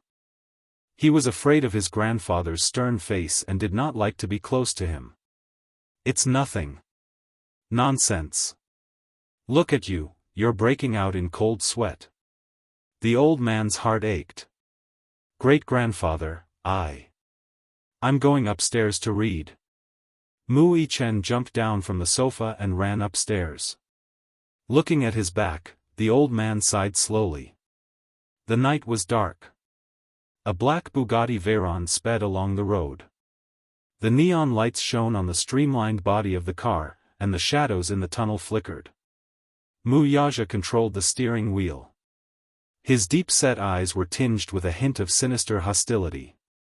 The bleak moonlight cast a silver glow on his handsome, sculpture-like face. He stepped on the accelerator, and the roar of the engine drowned out all the noise. Chapter 22. Tonight, for some reason, he was a little out of control. No matter how bad his mood was in the past, or how difficult the development project was, he was very patient. However, today, he was inexplicably annoyed and even tired. His phone rang. Mu Yaja picked up the phone. Mu Yichen's voice came from the other end. "Daddy, yes? What's wrong?" "Daddy, my heart hurts again. Yesterday, I had a dream. I dreamed of Mommy." The sports car came to an abrupt stop. The car window rolled down, revealing Mu Yaja's gloomy face. "Yes? Mommy? Mu Wanru? Not this Mommy. I dreamed that a beautiful woman gently called a name, but it wasn't my name. Oh, I can't explain it clearly. Anyway, when I dreamed of her, I felt so at ease and warm, just like." Mu Yichen's childish voice paused for a moment, and he complained, "But I don't like this Mommy. She's not gentle at all. Yichen doesn't like her. Daddy, I don't want this Mommy. I want the Mommy in my dream." The little guy cried and threw a tantrum, acting willfully. Mu Yaja's face darkened, but his voice was unexpectedly gentle. "Be good, Yichen. Don't throw a tantrum, okay? Daddy will come back to accompany you right away." "Okay. Daddy, I'll wait for you." After the call ended, Mu Yaja's smile gradually faded. Could humans really have telepathy? The doctor said that Xiao Yichen was a twin, so there was often telepathy between twins. However, that girl gave birth to 2 boys for him, and one of them was not breathing at birth. After that, he sent people to the hospital to find the doctor and nurse who performed the operation to ask for the whereabouts of the child's body. He wanted to bury the child properly, but everyone claimed that it had already been taken care of. At that time, he deeply regretted it. However, ever since Xiao Yichen could remember, he kept mentioning to him that he dreamed of having a younger brother. The younger brother had delicate features and looked very much like him. It was as if they were standing in front of a mirror. He had always thought that it was nonsense. Until one day, Xiao Yichen had a high fever. The family doctor put him on an 4-drip. While he was unconscious, he kept calling out, "Mommy. Mommy." He was helpless and attached to her, but he was never as cold as he was to Mu Wanru. Although Xiao Yichen usually called Mu Wanru Mommy, they weren't close. When he woke up, he started crying. Mu Wanru wanted to hug him, but he cried and refused. He kept crying. Yichen has a younger brother. He's sick. Yichen's heart aches so much. However, he had failed to save that child back then, so where did his younger brother come from? No one believed his words. They only treated him as a child. Children's words carried no harm. In the end, Xiao Yichen did not mention it again. However, he was becoming more and more distant from Mu Wanru. The next day was a peaceful working day. However, in the afternoon, an unexpected accident caused Yun Shishir to lose her job. After the lunch break, Yun Shishir was about to hand the business proposal to the department head. Just as she left, a few gangsters dressed like hooligans openly injured the security guards at the company's entrance. They barged into her department, overturned a row of tables, and shouted her name. Chapter 23. When Yun Shishir returned from the minister's office, she was also frightened by the situation in front of her. However, she quickly calmed down. When these arrogant and despotic young men saw her and found out that she was Yun Shishir, they went up to her and dragged her out of the company by the arm. One of them, who looked like the boss, mercilessly raised his hand and slapped her. He looked very angry and shouted at her aggressively, "You're that B*****'''''''''''''''''''''''''''''''''''''''''''''''''''''''''''''''''''''''''''''''''''''''''''''''''''''''''''''''**. Yun Shishir was startled. She held her stinging cheeks as she sized them up. Belatedly, she realized who the B******* they were referring to was. "Hey! Do you know how much money your sister owes us?" The man chewed his gum and looked at her up and down. Yun Shishir lowered her eyes and pursed her lips tightly. She did not make a sound, but she quickly understood the ins and outs of the matter. Thinking of Yun Na, she was most likely having a lot of fun outside and owed a lot of debt. Her family didn't have any money at all, so she didn't have any money to pay it back.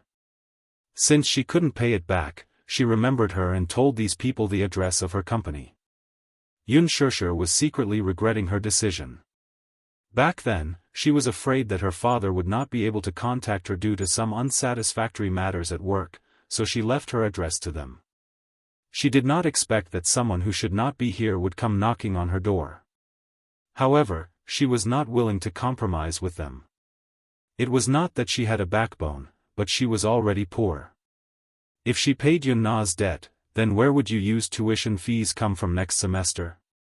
Seeing that she did not speak, the boss became even angrier. He grabbed her collar and slapped her face a few times. "Are you mute? Can you speak? Say something. Damn it. Are you not going to pay up?" A few hooligans pushed her around, and a few pairs of eyes that were filled with evil intentions glanced at her chest. "It's fine if you don't pay up. You just have to come with us obediently. If you don't have money to pay up, there are always other ways. Speaking of which, you're quite good-looking. Are you interested in having some fun with us?" A few of them smiled maliciously. Yun Shishir's face was green and red. "Please be more respectful when you speak." "Oh? Huh. This little girl has quite a temper." The man smiled sinisterly and then slapped her again. How can you be so arrogant? You owe money and you don't pay up, and you're still in the right? Unspoken slowly turned her face, and her hand secretly reached for the phone in her pocket. This small movement was caught by the men. One of them fiercely grabbed her wrist and slapped her phone on the ground. Of them, he stomped on it and crushed it. She was startled, and panic appeared in her eyes. You want to call the police? I didn't expect you are. The man spat and pushed her to sit on the ground. He kicked her hard on the shoulder and said, Call the police. Call the police. Boss. Didn't that be woman has a child? This woman has a son. Which kindergarten does he go to? One of the men looked at her meaningfully. Unspoken suddenly looked up and blurted out, No. Don't find trouble with you. I'll give you the money. She had always been very rational, but when it came to you, she would lose her cool. Chapter 24. When she returned to the office, she hurriedly withdrew her bank card. Her hands were trembling, and her eyes were stinging. After withdrawing a few thousand yuan, she finally paid off Yunna's debt. The few hooligans counted the money with satisfaction and glared at her fiercely. Finally, they did not cause her any more trouble and swaggered away. When she returned to the company, the department in charge found her and called her into the office. They fired her on the grounds that she had brought a lot of trouble and losses to the company. They told her to pack up and leave quickly. Unspoken, who stood in the hooligan circle and was unmoved by the threats of so many evil people, was about to lose her job. Her eyes immediately turned red. She did not care about anything else and cried as she begged the manager not to fire her. She still had you. She could not lose this job. If he lost this job, where would his living expenses come from during this period of time? The Yun family was still burdened with a sizable debt. Yu was still young and needed to spend money. Now that the kindergarten fees were ridiculously high, coupled with Yu's weak body, the cost of nutrition was a hefty sum. Coupled with the mother and son's living expenses, there was no way for them to raise money. When the manager saw her pleading, he could not help but be moved. To be honest, Unspoken was a very outstanding employee. Even though she was the only woman in the network technology department, her skills were not inferior to anyone else. When it came to work, she had always been diligent and conscientious. However, this time, because of her, the higher-ups were very dissatisfied and threatened to fire her. There was nothing he could do. He did not have much power in his hands and could not protect her. Therefore, even though Unspoken begged bitterly, in the end, it was to no avail. When she got off work, she simply packed up and left the company. When the employees heard that she was leaving, some were happy, while others were worried. Most of them felt that it was better for Unspoken to leave as soon as possible. She was always in the limelight in the company and stole their promotion opportunities. Her abilities were outstanding, and her looks were outstanding. Even the department head liked her, and she received the most annual bonuses. Now that she was gone, they were much more relaxed. Some of her colleagues had a good relationship with her. When they learned that she had been fired, they felt sorry for her. They exchanged contact information with each other and sent her out of the company. Unspoken left the company and walked alone on the road in a daze. She hugged her bag and felt depressed. Perhaps it was because she had been too distracted with her head down, she didn't see the red light turn on, nor did she hear the roar of the sports car in the distance. She only heard an ear-piercing screech of brakes, so sharp that it almost pierced her eardrums. Only then did she react, but it was already too late. The speeding sports car brushed past her body and abruptly stopped not far away from her. Before Unspoken could react, the car suddenly brushed past her and she fell to the ground. In the intense pain, the skin on her knee was scraped. She suddenly came back to her senses. The documents in her arms fluttered to the ground. Unspoken looked up in shock. In her blurred vision, she saw an extremely luxurious high-end Porsche. The streamlined body of the car showed its nobility everywhere. Xianxia had seen the introduction of this sports car in a magazine before. It was said that it was a global limited edition and was custom-made. There were only 3 of them in the world. Chapter 25. Xianxia did not know if it was because of the pain or something else, but her eyes stung and became moist. She could no longer hold back her tears as they slid down her cheeks and dripped onto the ground. She was so upset that she started sobbing softly. She had been a vagrant since she was young. Even though she had a family later on, other than Yun Yecheng, no one in the Yun family welcomed her. She had always been helpless. Now that she had lost her job, she really did not know what to do. The grievances that had been suppressed in her heart for a long time finally found an outlet. The unforeseen events in the past few days had already exhausted her. Just thinking about how she had just lost her job and was now penniless because of helping Yun Na pay off her debt, she did not know what to do now. All along, she had been very strong, so strong that she was almost stubborn. Even when she was in a difficult situation, she would only lick her wounds alone. No matter how tough and tiring it was, with Yu by her side, she always felt that life was full of hope. However, reality hit her black and blue all over. Yu had once told her that when she was in trouble, she just had to smile. Even a child knew this principle, but she could not do it well. Hence, she could no longer stop her tears from falling. Xianxia covered her cheeks in a sorry state. She sat on the ground and sobbed sadly. Not far away, the Porsche's engine stopped. The door opened, and a pair of expensive leather shoes stepped on the ground. Wuxia got out of the car gracefully and closed the door behind him. In his line of sight, he saw a woman in a white dress sitting on the ground motionlessly. She buried her face and cried like a pear blossom in the rain. She looked very pitiful. The girl looked very young, about 20 years old, but she looked a little frail. She wore a simple dress. Her soft, black hair was slightly messy from the wind and draped over her shoulders, covering her shoulders. Her attire was not eye-catching, but it did not detract from her beauty at all. Instead, it added a hint of fragile beauty, making her even more pitiful. Wuxia's gaze slowly narrowed, deep and distant. He did not know why, but this girl touched his heart slightly. He felt that she was somewhat familiar, as if he had seen her somewhere before. But now that her head was lowered, it was hard to see her face clearly. Wuxia's sword-like eyebrows raised slightly. He walked closer to her and elegantly squatted down in front of her. His phoenix eyes lowered slightly as he coldly glanced at the injury on her knee. On her fair and slender legs, there was a smear of scarlet blood. The dark red blood flowed down along the beautiful curves of her legs. He lowered his eyes and looked at her body again. He didn't see any other injuries. Looking at her, she didn't seem to be injured at all. Fortunately, the injury wasn't serious. It was just a scratch. But seeing her crying so sadly, as if she had suffered a great grievance, he didn't know what she was crying for. Now that it was in such a miserable state, it looked a bit like an abandoned cat.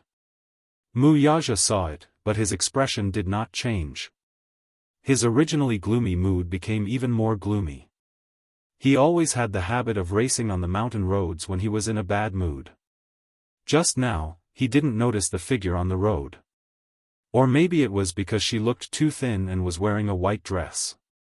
She looked so weak that she could be blown away by the wind. Hence, he didn't notice her at all. It was only when he got close to her that he braked. Luckily, nothing happened. Chapter 26. Seeing her silently crying, Wuxia did not intend to waste any more time. He lowered his head and took out his wallet. He took out a few large bills and handed them over expressionlessly. To him, any problem that could be solved with money was not a problem at all. He just wanted to deal with this accident cleanly. Xianxia looked up slightly. His fingers were long and slender, with distinct joints. His nails were neatly trimmed, and he wore a diamond ring on his ring finger. One look and she could tell that this person was of noble status. But when she saw the money in his hand, she could not help but be slightly stunned. She actually forgot to cry for a moment. Seeing that she did not make a sound, Wuxia thought that she was not satisfied with the amount. He raised his eyebrows and asked, "Not enough?" It was not that he had never seen greedy people, so he naturally thought that this girl was not interested in the amount he had given her. Without waiting for her response, he lowered his eyes again and took out a few more bills from his wallet. He did not have the habit of carrying too much cash with him, so there were only about $2,000 in his wallet. But it was more than enough to bandage her wound. Xianxia was stunned. She was obviously surprised by his actions. But in the man's eyes, there was obviously a different meaning. This woman seemed to be more greedy than he had imagined. Wuxia smiled coldly. His thin lips curved into a mocking smile. He simply took out all the cash in his wallet. He did not care if she wanted it or not. He did not want to waste time with her. Seeing that she did not have any pockets, he folded the money into a roll, leaned closer to her and stuffed the money in front of her chest. His cold fingertips brushed against her skin. His ambiguous action startled her. She raised her head slightly, and through the fringe covering her eyelids, she caught sight of the man's sinister smile with a deep meaning. The handsome man in front of her was 1.9 meters tall and had a godlike face. His exquisite silhouette was like that of a statue of a god. His facial features were handsome, and his pair of deep phoenix eyes faintly contained the majestic aura of an emperor. At first glance, one could tell that this man must have experienced a lot of bloodshed and was a superior who controlled life and death. Even though it was a smile, it was so cold that it did not have any warmth. It was as if it was just a physical attraction. Looking at her, there was only pity in his eyes. Pity? Why was he looking at her with pity? For a moment, the grievance and anger in her heart poured out and tainted her eyes. The next moment, she saw the man take out a pen and write a string of numbers on her chest in a flamboyant manner. "If it's not enough, call this number again." His aggressive behavior caused Xianxia to exclaim in surprise. This action of his was unintentionally humiliating her. "Sir, what do you mean? Are you rich?" Her eyes were filled with anger, and her tone was indignant. "You injured someone, but you didn't even apologize. Do you think that everything can be settled with money?" Xianxia was not an unreasonable person. She also knew that it was her fault. She did not pay attention to the road conditions, but he used such a condescending attitude to stuff the money into her chest like it was charity. This made her angry. Therefore, she only gave him a cold glare and didn't say anything else. After all, summer insects could not be compared to ice. Xianxia looked up and took out all the money in front of her chest. Her other hand pulled over his broad palm and slapped the money into his hand. Chapter 27. The moment Xianxia raised her head, that pair of misty eyes looked straight at him. The cold smile on Wuxia's lips suddenly froze. His pupils shrunk slightly and then he narrowed his eyes deeply. This stubborn face made his mind startled. For a moment, his thoughts flew away. She did not look at his expression. The back of her hand carelessly wiped away the tears at the corner of her eyes. She stubbornly said, "This mister, it's my fault. I didn't look when I was walking. You don't have to put on such a high and mighty attitude to give alms to me. I don't need it." After saying that, she did not care about him. As if he did not exist, she bent down and picked up all the documents on the ground. She did not even turn her head back as she walked away. Wuxia looked at her disappearing figure. He was a little dazed and could not take back his gaze for a long time. That stubborn look and expression suddenly pulled his thoughts 1,000 miles away. His memories suddenly came back. He vaguely remembered that night. The blindfolded girl under him was forced to bear all of his He still remembered when he fiercely entered her delicate body. That tight feeling was so suffocating. He wantonly took possession of her. Looking at her crying miserably under his body, he liked to see her cry like this. She was clearly such a weak girl. She was as fragile as a bubble that would burst with a touch. In front of him, she showed such a stubborn face. She carefully protected her pitiful dignity. Men really pitied this kind of girl. No matter how cold a man was, there would always be a soft spot in his heart. Although he was proud and aloof, he was no exception. She was different from other women. She was inexperienced. Her tender appearance was unbelievably immature. She was like an unripe fruit that was extremely sour when he took a bite. But it was this kind of immature girl who unexpectedly aroused the desire that he had suppressed for a long time. He wanted her. His tense body kept clamoring. Later on, the so-called formulaic was not so pure. He wanted to completely occupy her. He wanted to be entangled with her until the last moment. Thinking about it later, it was simply a little strange. When had he, Wuxia, been bewitched by a woman to the point where he was unable to control his own consciousness and was at her mercy? On top of her, his body was actually out of his control. He had always been a man with excellent self-control. After that day, he forced himself not to see that girl again. His intuition told him that she was a dangerous existence. Since he was young, the blood of an overlord flowed in his veins, and he had always been unruly. He was like a free and unrestrained wind, and he had always been overbearing and controlling others, and no one could restrain him. He did not like the feeling of losing control, whether it was with a woman or anything else. He subconsciously resisted this kind of restraint. However, his body was actually somewhat infatuated with this feeling. Wuxia smirked and turned around. Out of the corner of his eye, he caught a glimpse of a document on the ground. He slowly walked forward and picked up the document. It was the ID card that she had left behind. In her panic, she didn't notice that her identification card had fallen to the ground. Wuxia could not help smiling as he took out his phone. "Alan, check on someone for me." "Yes, President." "The name is..." On the ID card, there was a girl's shy and warm smile. Her watery eyes were bright and sparkling, as if they were filled with sunshine. The brightness in her eyes seemed to have stunned all of time. Chapter 28. At this time, classes were about to end at the kindergarten. She had originally planned to pick up Yu to eat his favorite crab roe soup dumplings. Thus, she asked Yu to wait for her at the school after school ended. However, Xianxia did not want to pick up Yu in such a disheveled state. Thus, she hurriedly hailed a cab home, changed into a clean set of clothes, and tidied up. Thus, when she arrived at the kindergarten, most of the children in the class had already left. Only Yu was left sitting alone at the entrance with his little backpack. From afar, the little guy had his head lowered. He seemed to be holding something in his hand and was looking at it in a daze. Xianxia suppressed the loneliness in her heart. She patted her cheeks and smiled as she walked towards him. Yu. Yu raised his head.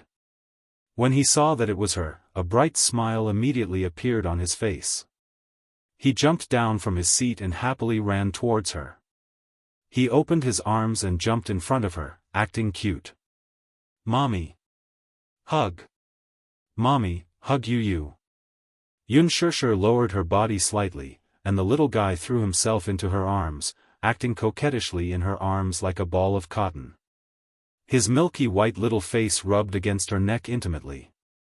He pouted his little mouth and said with a little grievance, "Mommy, why are you only here now? Yu waited for so long." "I'm sorry, Yu.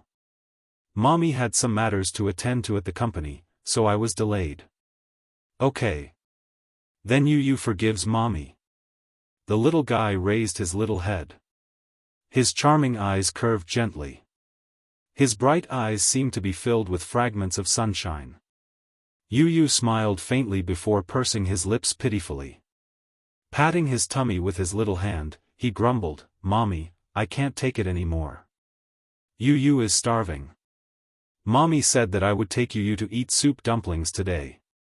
When are we going?" Yunshish's expression changed slightly when she heard this. She was in a difficult position. All the savings in his bank card had already been used to pay off the debt of that disappointing Yunna. When she resigned today, the manager paid her this month's salary and performance bonus. However, it would only be transferred to her bank account tomorrow. Right now, she was really embarrassed. Crab dumplings were Yu's favorite food, but they were too expensive. She would only bring him there on special occasions or when she received a bonus. Yunshishi felt a little bitter in her heart. She looked up at Yu and gently caressed his soft cheeks as she coaxed, "Yu, let's eat at home today, okay?" As soon as she finished speaking, the smile on Yu's face suddenly froze. He lowered his eyes in disappointment and pouted his little mouth. His brows furrowed slightly as he muttered softly, "Mommy said that I can't go back on my words." He tightly clenched the piece of paper in his hand, his small white face flushed red from sadness. His teeth bit down on his lips, and his fine and thick black eyelashes were stained with a bit of watery moisture, his eyes brimming with tears. When Yunshishi saw that the little guy was so aggrieved that he was crying, she immediately panicked. She hurriedly wiped away his tears and said sadly, "Yu, don't cry. Mommy will definitely do what I promised you." Yu gently turned his face away. He seemed to be a little angry. After hesitating for a while, Yunshishi gritted her teeth. In the end, she decided to tell him about her losing her job. She didn't want to leave a bad impression in his heart that she didn't keep her word. Chapter 29.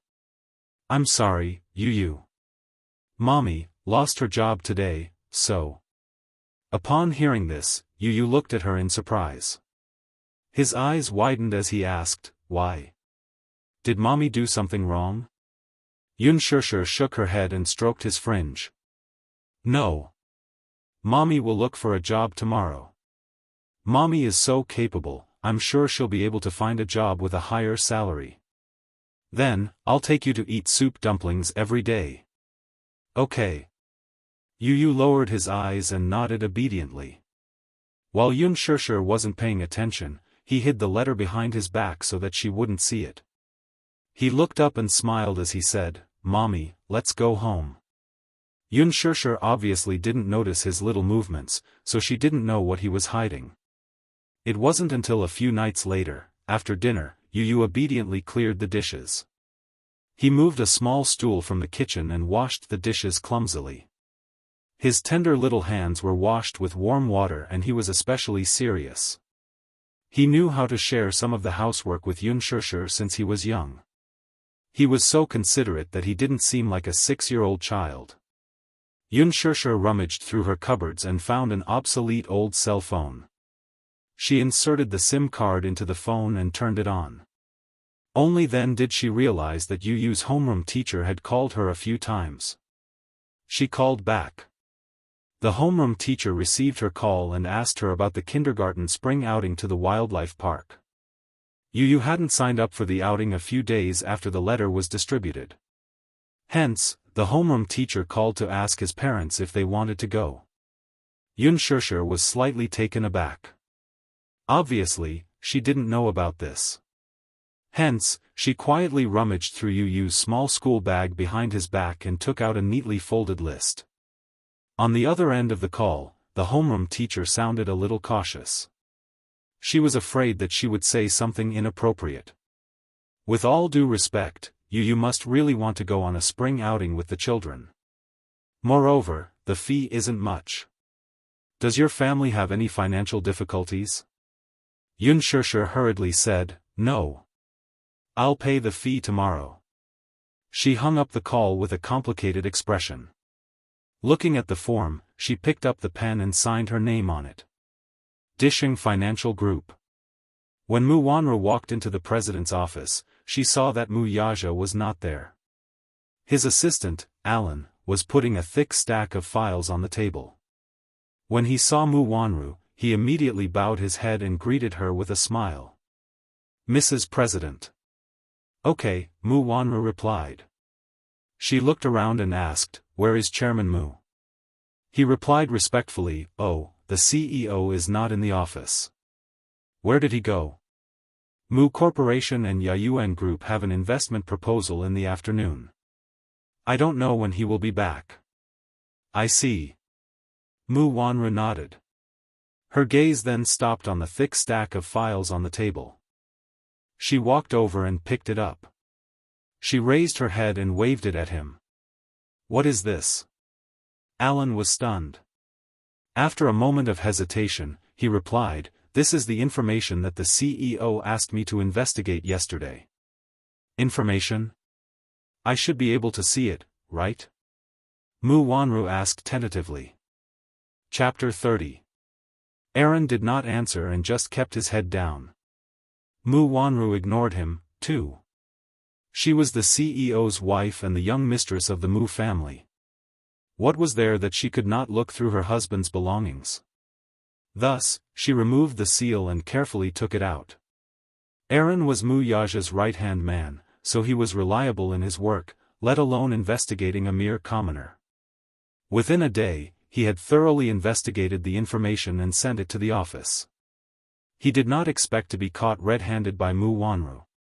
As a subordinate, he naturally could not say anything in front of Mu Wanru, so he did not stop her. The information was indeed very comprehensive. It was a thick stack with pictures and text. Mu Wanru flipped through it page by page. From the detailed family background, the school she graduated from, and even her work history, everything was listed clearly. She was initially a little surprised. This was obviously an ordinary girl, so she did not know why he wanted to investigate her. However, the more she read, the more she felt that something was amiss. Yunshursher? She had a vague impression of this name, but she could not remember it clearly. It was only when she browsed to one of the pages that her expression changed abruptly. This was actually the girl who had been her surrogate 6 years ago.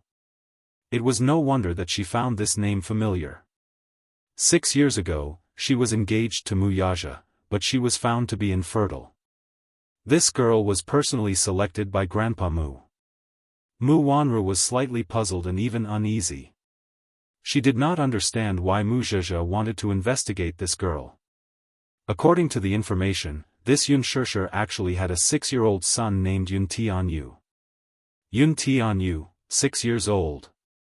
The same age as Ichen. Mu Wanru slowly narrowed her eyes. She vaguely remembered that the surrogate girl was pregnant with identical twins. However, because they were born prematurely and the twins' nutrients were taken away by the older brother in the mother's womb, the younger brother stopped breathing when he was born and was pronounced dead. She suddenly had an ominous feeling. She hurriedly flipped through a few pages and found Yun Tianyu's information. She read it word by word seriously. When she reached the end, her palms grew colder and, at the same time, anger rose in her heart. There was also a stack of photos in the file. She hurriedly took out all the photos and flipped through them one by one. The first few photos were of a beautiful boy, and the background was in a kindergarten. She had always investigated from the kindergarten. His delicate features and handsome silhouette were exactly the same as Xiao Yichen's. This instantly confirmed her guess. Her fingertips suddenly tightened, and the photos in her hands. Mu Wanru bit her lip hard. Could it be that the child did not die? Or could it be that this child had been hidden by that woman for the past 6 years? Mu Wanru's heart started to panic as waves of chills ran through her body. What exactly was this woman's intention? That child clearly did not die, so why did she not mention it? Could it be that she wanted to use this child's custody to extort a large sum of money from the Mu Group? Perhaps, her ambition was not limited to this? Perhaps she wanted to use this child to make other plans for the Mu Group? After all, in terms of blood, she was the real mother of these 2 children. As for her, although she was now the young mistress of the Mu family and the wife of the CEO of the Mu group, she had no blood ties with these two children. Chapter 31. Since ancient times, a mother's status depended on her son. It was the same for wealthy families. Mu Wanru's face gradually turned pale, and her fingertips trembled slightly. Alan, who was standing by the side, saw that her face was a little strange. He cautiously asked, "Mrs. President, what's wrong?" "Nothing." She pretended to be calm as she replied. However, when she flipped to another photo, her gaze suddenly froze, as if she had pierced a hole in the photo. In the photo, the young girl was wearing a bachelor's gown, standing at the entrance of the university, revealing a bright and gentle smile. Mu Wanru was stunned. She obviously couldn't believe it and flipped to another photo. There weren't many photos of Xianxia, only a few.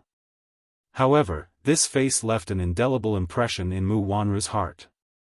It's her. Impossible. It can't be so coincidental. Mu Wanru could no longer hide the panic on her face. She put the photo aside and took the information about Xianxia in her hands again. Previously, she didn't pay much attention to it, so she skimmed through it quickly.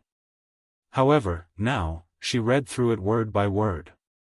Until her gaze stopped at the words, "Welfare Institute," she was so shocked that she paused. Her heart suddenly felt uneasy. Mu Wanru opened and closed her mouth slowly. Her eyes were glued to the document, but she was unable to utter a coherent sentence. Alan saw her in a daze and glanced at the information. He mistakenly thought that she didn't understand, so he explained it to her. Xianxia. Her biological parents are unknown. Her background is unknown. When she was 6 years old, she was sent to the Welfare Institute. When she was 8 years old, she was adopted by the Yun family. This year, she is 23 years old. She graduated from St. Roland Women's University. She is also the girl who was a surrogate for you 6 years ago. Welfare Institute. Mu Wanru looked at the black and white words on the white paper. While she was in a daze, her memories flew back to the day when she first met her, 15 years ago. Shengda Welfare Institute. At that time, Mu Wanru was just an orphan waiting to be adopted. Because of her likable face, she was well liked in the orphanage and was revered as a princess. Many children were willing to play with her. However, the children in the orphanage were different from the children outside. Although they seemed to be getting along well on the surface, they were secretly competing with each other. Every day, people would come to the orphanage to adopt children. Those who looked better or were more obedient would have a chance to be adopted. However, the young Mu Wanru had an unyielding ambition since she was young. Her mother was a masseuse at a bar. She had a low status and abandoned her at the entrance of the hospital after giving birth to her. She was picked up by a poor couple and lived in poverty for several years. It was only after a car accident that she became an orphan again and was sent to the orphanage. From that day on, she told herself that she wanted to live a good life and be adopted by a rich person. One day, a 7-year-old girl arrived. She heard that her mother had passed away, so she was sent here. Although this girl was dirty from head to toe, her appearance was very delicate and beautiful. Mu Wanru saw that the girl had a jade pendant on her. It looked expensive, so she took advantage of the fact that the girl was asleep and took the jade pendant for herself. When the girl woke up and found that the jade pendant was gone, she cried and made a fuss. However, Mu Wanru was very prestigious among the children at that time. No one believed that she had stolen the jade pendant. No one believed the girl's words. Chapter 32. Until one day, an elderly man who looked like a rich man came to the orphanage and summoned her. The elderly man took out a token from his pocket. It was exactly the same as the jade pendant. When they were pieced together, they were a perfect match. She did not know anything about it and only lied that the jade pendant was left to her by her mother. The elderly man believed her and brought her back to the Mu residence. He named her Mu Wanru and quickly set up a marriage contract between her and Mu Yaja, who was only 14 years old at the time. In the office, when she regained her senses, Mu Wanru fell on the sofa in a daze. She held her forehead with one hand and her back was drenched in cold sweat. She clutched the thick stack of documents tightly in her hand. Her fingertips could not help but tremble as she panicked. She really could not guess why Mu Yaja ordered people to investigate this information. Could it be that he sensed something was wrong and began to suspect her identity? He began to suspect her real identity when she was brought back by Grandpa Mu. When Mu Wanru thought of this possibility, her heart could not help but skip a beat. In fact, she stole the jade pendant from Yunshishi. She grew up in the orphanage. Because of her sweet and obedient appearance, she was well liked by everyone and had always been held in a high position. At that time, she was still young and had not seen anything good. Hence, when she saw the beautiful jade pendant on that girl, her heart was filled with greed and she stole it. After that, Xiaoshi found out and confronted her. However, which child in the orphanage did not side with her? Because of this, because of her framing, Xiaoshi was severely reprimanded by the director and punished with a paddle. It was so painful that she cried for several nights. However, she did not expect that this jade pendant would be involved in a complicated history. 15 years ago, by a freak combination of factors, she was brought back to the Mu residence by the Mu group's chairman, who was also the head of the Mu family, Mu Sheng. However, Grandpa Mu refused to talk about the origin of the jade pendant. He only told her that it was a relic left behind by her mother. After returning to the Mu family, the jade pendant was taken away by old Master Mu. It was paired with the other half of the jade pendant and was kept on him. She often saw him looking at the jade pendant in a daze, as if he was thinking of someone. When she grew up, the old man would occasionally mention that woman to her. Only then did she realize that the woman was his adopted daughter when he was middle-aged. However, that was all he said about that woman. It was as if he was deliberately hiding something from her and did not mention anything else. After that, she became the eldest daughter of the Mu family. She grew up being doted on until she got engaged to his grandson, Mu Yaja. From the beginning until the end, she didn't mention a single word about the true origins of this jade pendant, and she intentionally concealed it. She knew that if she were to confess everything, it would mean that she would lose everything she had. She would lose her position as the young mistress of the Mu family. She would lose Mu Yaja. She was not reconciled. She was unwilling to let go, and she did not intend to return everything to the original owner. She admitted that this was a little selfish and unfair to that girl, but she did not regret it. Now that she had everything, her greed had made her lose herself. Chapter 33. When she first entered the Mu family, she felt a little guilty and apprehensive. After all of this did not belong to her but to that girl called Xiaoshi. However, happiness came so suddenly that everything in front of her seemed to be nothing more than a dream. It was as if everything was just a dream the moment she opened her eyes. However, when she opened her eyes again, she was still in that princess-like room and lying on that big, soft bed. Mu Sheng sat beside her. His stern face could not hide his loving expression.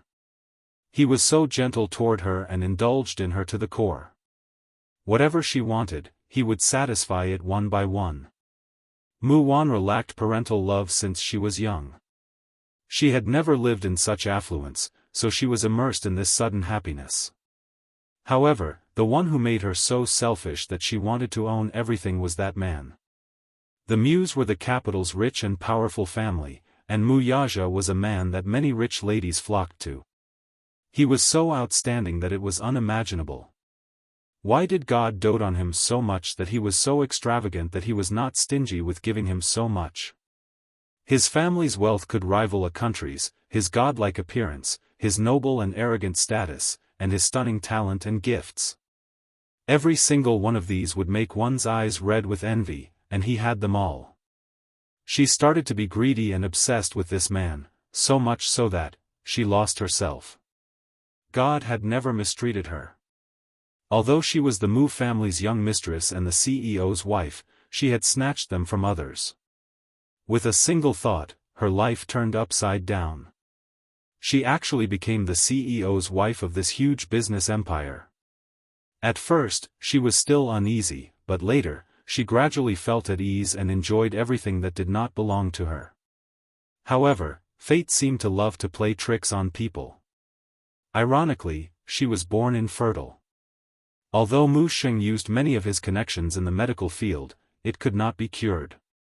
What was more ironic was that the surrogate he had hired was actually her, the real owner of this jade pendant. Mu Wanru was already drenched in cold sweat as she felt a sense of crisis. After so many years, they finally met again. 9 years ago, she snatched away her jade pendant and took everything that belonged to her. 9 years later, she became a surrogate and gave birth to a child that belonged to both of them. Somehow, there seemed to be an invisible bond that bound Mu Yaxia and her together. This made Mu Wanru feel uneasy. Could it be that he had already started to suspect her identity, that she wasn't the real owner of this jade pendant, and then secretly ordered people to investigate? Impossible. For the past few years, she had been hiding it very well. In fact, when she was an adult, he was also suspicious of her. Back then, he was in too much of a hurry. When he saw that she was carrying the jade pendant, he didn't even do an identity check. However, as she grew up, her appearance gradually became more beautiful and delicate. In the end, her eyebrows did not resemble that woman's, which aroused his suspicions. Chapter 34. She believed that she had not given herself away in the past few years. Besides, with the evidence of the DNA test, there was nothing suspicious about her. Mu Wanru immediately denied this conjecture, but the stone hanging high in her heart did not fall. Could it be because of that child? Did Mu Yaxia find out that the child did not die prematurely and was secretly hidden by that woman? Did he suspect that she had ulterior motives toward the Mu family, so he investigated her background? It must be because of this. Mu Wanru raised her head abruptly and looked at him with feigned calmness. She coldly said, "Don't mention to anyone that I've seen this information, okay? Just pretend that you didn't see anything." Aaron was slightly taken aback. He clearly did not know the purpose of her warning. He saw her take away the information about Yun Shishir's welfare home from more than a decade ago and the results of the investigation on Yun Tianyu. Without raising her head, she coldly said, "Don't mention anything about this child to the CEO. Including this woman's past. Also, don't mention this woman's background in the welfare home to the CEO, okay?" He raised his eyebrows in a daze. Seeing that he did not answer, Mu Wanru's tone turned even colder. "Did you hear me or not?" Aaron lowered his eyebrows and did not answer. His superior was Mu Yaxia. Although Mu Wanru was the wife of the CEO of the Mu Group, she was also the HR manager. He did not have to listen to her orders. He had the responsibility to let the CEO have a look at what he had investigated. Mu Wanru seemed to have read his mind, though. She snorted and sneered. "Why? Do you think that you can disobey me just because you're the CEO's subordinate? Do you think that I can't control you just because I'm the HR manager?" She sneered and stood up. She approached him and sized him up. Facing her piercing gaze, Alan lowered his head and looked down. However, he heard her say word by word, "Even if I don't have much power in the Mu Group, I think I have the ability to drive you into a corner." Alan raised his eyes in shock and looked at her in surprise. "Keep your mouth shut about this matter, do you understand?" She ordered again. He was silent for a long time before he slowly sucked in a breath of cold air and nodded with some difficulty. "I understand." When Mu Yaxia returned, Mu Wanru had already left with a guilty conscience. She had to think of a way to stop the situation from developing before Mu Yaxia thoroughly investigated the matter. Mu Yaxia was her man. She couldn't give any other woman a chance. Although Alan was Mu Yaxia's loyal subordinate, he was also well aware of Mu Wanru's position in the Mu residence. With Grandpa Mu's favor, he didn't dare to offend her easily. Therefore, when Mu Yaja returned to the office and saw the little information on the table, his suspicious gaze fell on Alan. Under his urgent gaze, Alan said calmly, "CEO, Xianxia is indeed the surrogate 6 years ago." Huh? Mu Yaja's eyes turned cold. He suddenly asked slowly, "Is there anything suspicious about her?" "No, CEO." Alan recalled Mu Wanru's warning. He lowered his head and looked indifferent. Get out. Chapter 35. Losing her ID card was like adding fuel to the fire for Xianxia, who was in a difficult situation and was in a hurry to find a job. The next day after losing her ID card, she went to apply for a new one. However, the police were too lazy. They kept delaying it and didn't take her seriously at all. They came up with all kinds of perfunctory excuses. Her temporary ID card was not reissued after more than 2 weeks. She was so angry at the police station that she almost exploded. She tried to interview with a few companies, but they all rejected her because she didn't have any documents. Although she didn't mention this to Father Yun somehow found out that she had been fired from the company. He didn't know the reason, but he didn't say anything and just gave her a sum of living expenses.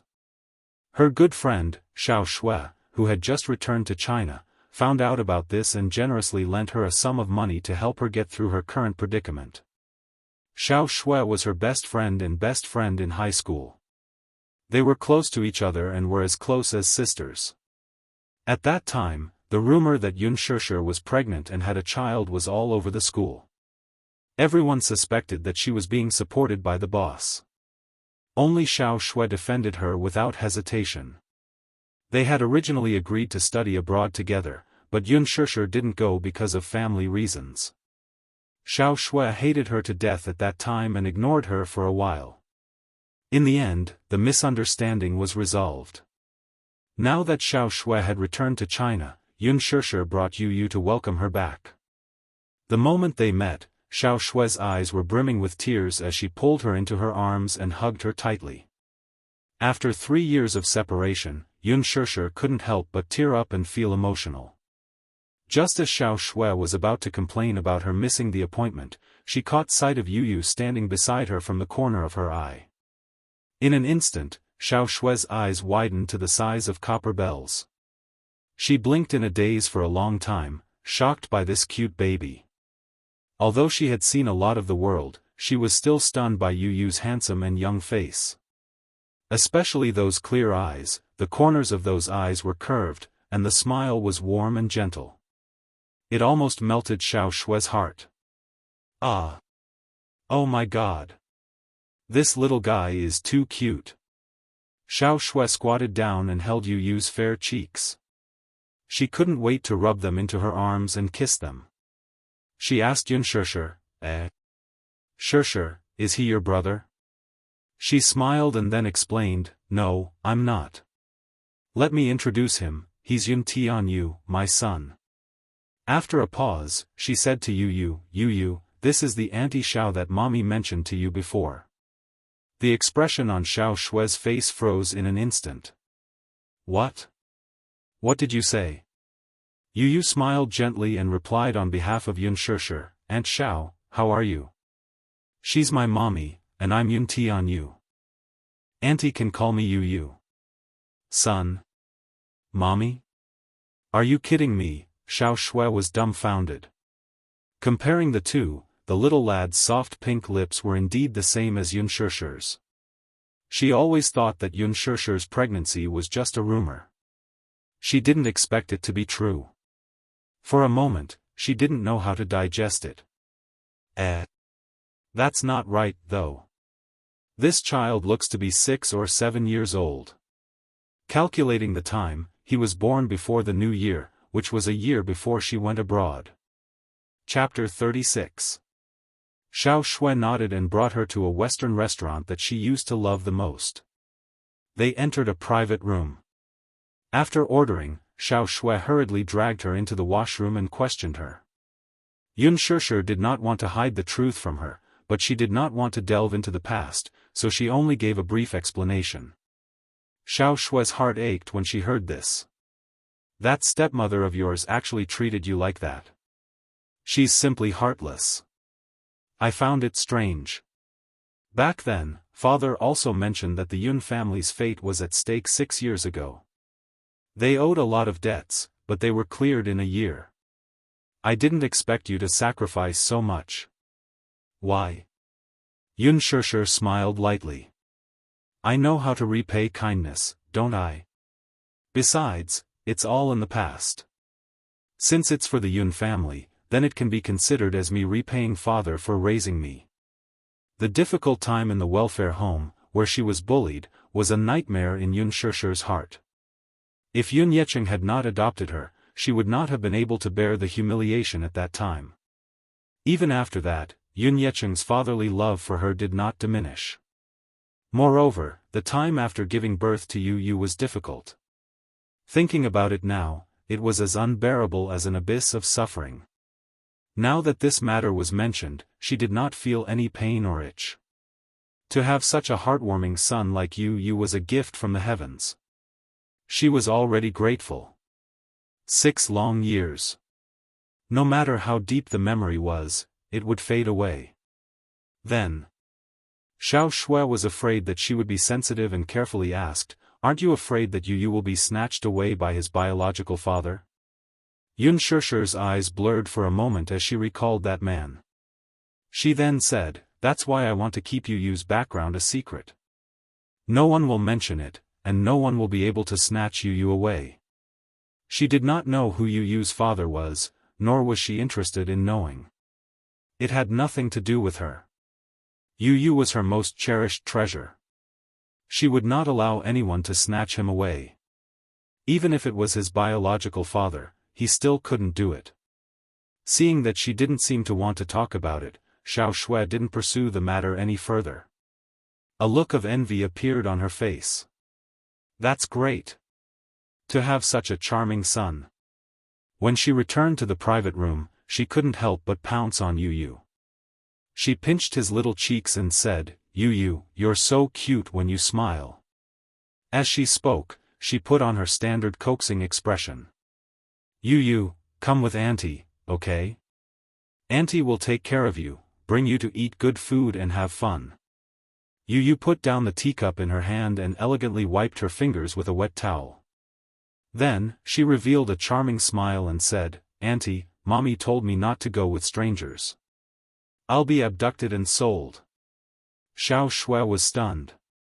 During the dinner, Xiao Shui suddenly asked her, "Shishir, you're so beautiful. Have you ever thought of going to Huanyu Entertainment?" Huanyu Entertainment? Yun Shishir raised her eyebrows in surprise. However, Xiao Shui glared at her with a look of disdain. Huanyu Entertainment is preparing to shoot a movie recently. They're holding a nationwide audition for the female lead. You can give it a try. After all, acting used to be your dream. Yun Shishir smiled slowly. She was a university student majoring in arts and media. She watched helplessly as she stepped into the entertainment industry. It was just a step away. However, she gave up on this dream because her family's fortunes had declined. Chapter 37. Don't tell me you don't know about Huanyu Entertainment. Huanyu Entertainment is backed by Disheng Financial Group. It's one of the top 100 business empires in Asia and the world. At the mention of Disheng Financial Group, Xiao Shui's eyes shone with yearning. Disheng Financial Group's position can be said to be the core hegemon of the financial industry. Just think about it. In the face of the financial crisis, so many big companies have collapsed, but Disheng Financial Group is standing tall and unaffected. Moreover, the CEO of Disheng Financial Group is a legendary figure. He's young, has a prominent family background, and is as rich as a country. So many socialites flock to him. With such a strong backer like Disheng, Huanyu Entertainment is like a leader in the entertainment industry. At the mention of Disheng's CEO, whom she had seen on TV, Xiao Shui immediately started talking. In front of Xianxia, she could not wait to gossip about his 18 generations of ancestors. However, Xianxia was not interested in this and interrupted her helplessly. Why are you talking about it as if it's a god? Is it that exaggerated? I say, you've seen too little of the world, haven't you? Everyone in the capital knows about Disheng Financial Group's prominent position. You don't know who the mayor is, but how can you not know about Disheng? Xiao Shui said mysteriously, I heard that even the important government officials of the country have to give Disheng some face. Xiao Shui paused, and then a look of admiration appeared on her face. To be honest, from what I know, this Disheng CEO's net worth is immeasurable. No one can say for sure whether his net worth is in the tens or hundreds of billions. This man of the hour is very mysterious in front of the media. He's too mysterious. You've gone off topic, haven't you? Xianxia sipped her coffee coolly. Xiao Shui looked helpless. Xianxia, don't tell me you've really given up on your dream back then. Acting was indeed my dream. Xianxia looked away helplessly. But, back then, there was a drama that had come to school to audition for the female lead. Her mentor had recommended her to be the female lead. It was such a good opportunity, but she had not taken it. Back then, that movie had become popular all over the country. Everyone in the cast had become famous. Xiao Shui said, Huanyu Entertainment has always valued talents. As long as you have talent, you will be valued. Sigh.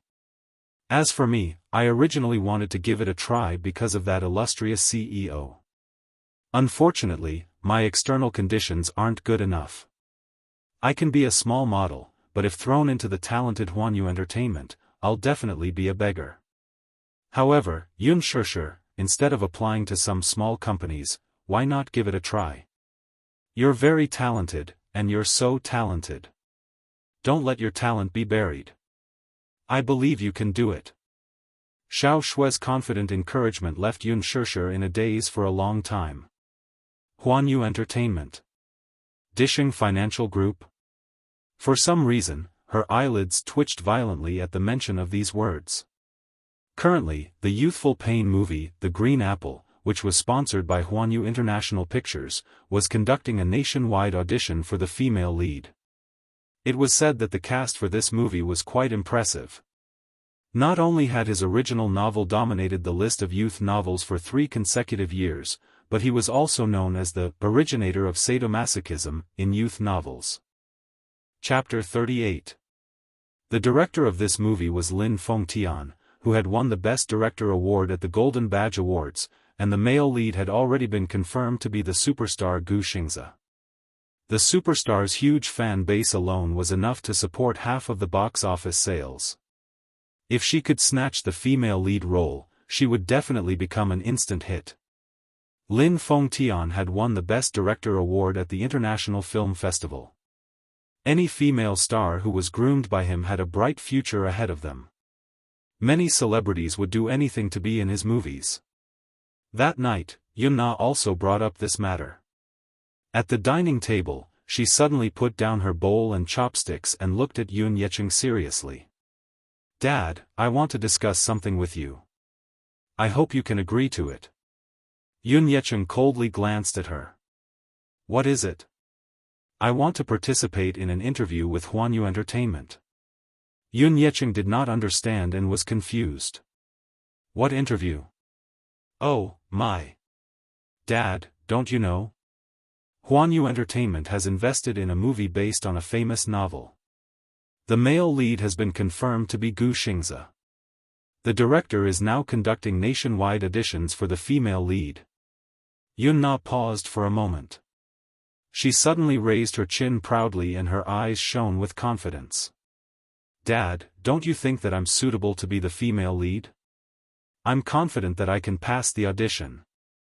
This is a once-in-a-lifetime opportunity. If I pass the audition, I can become a star. When I become famous, you and Mom will be able to live a good life too.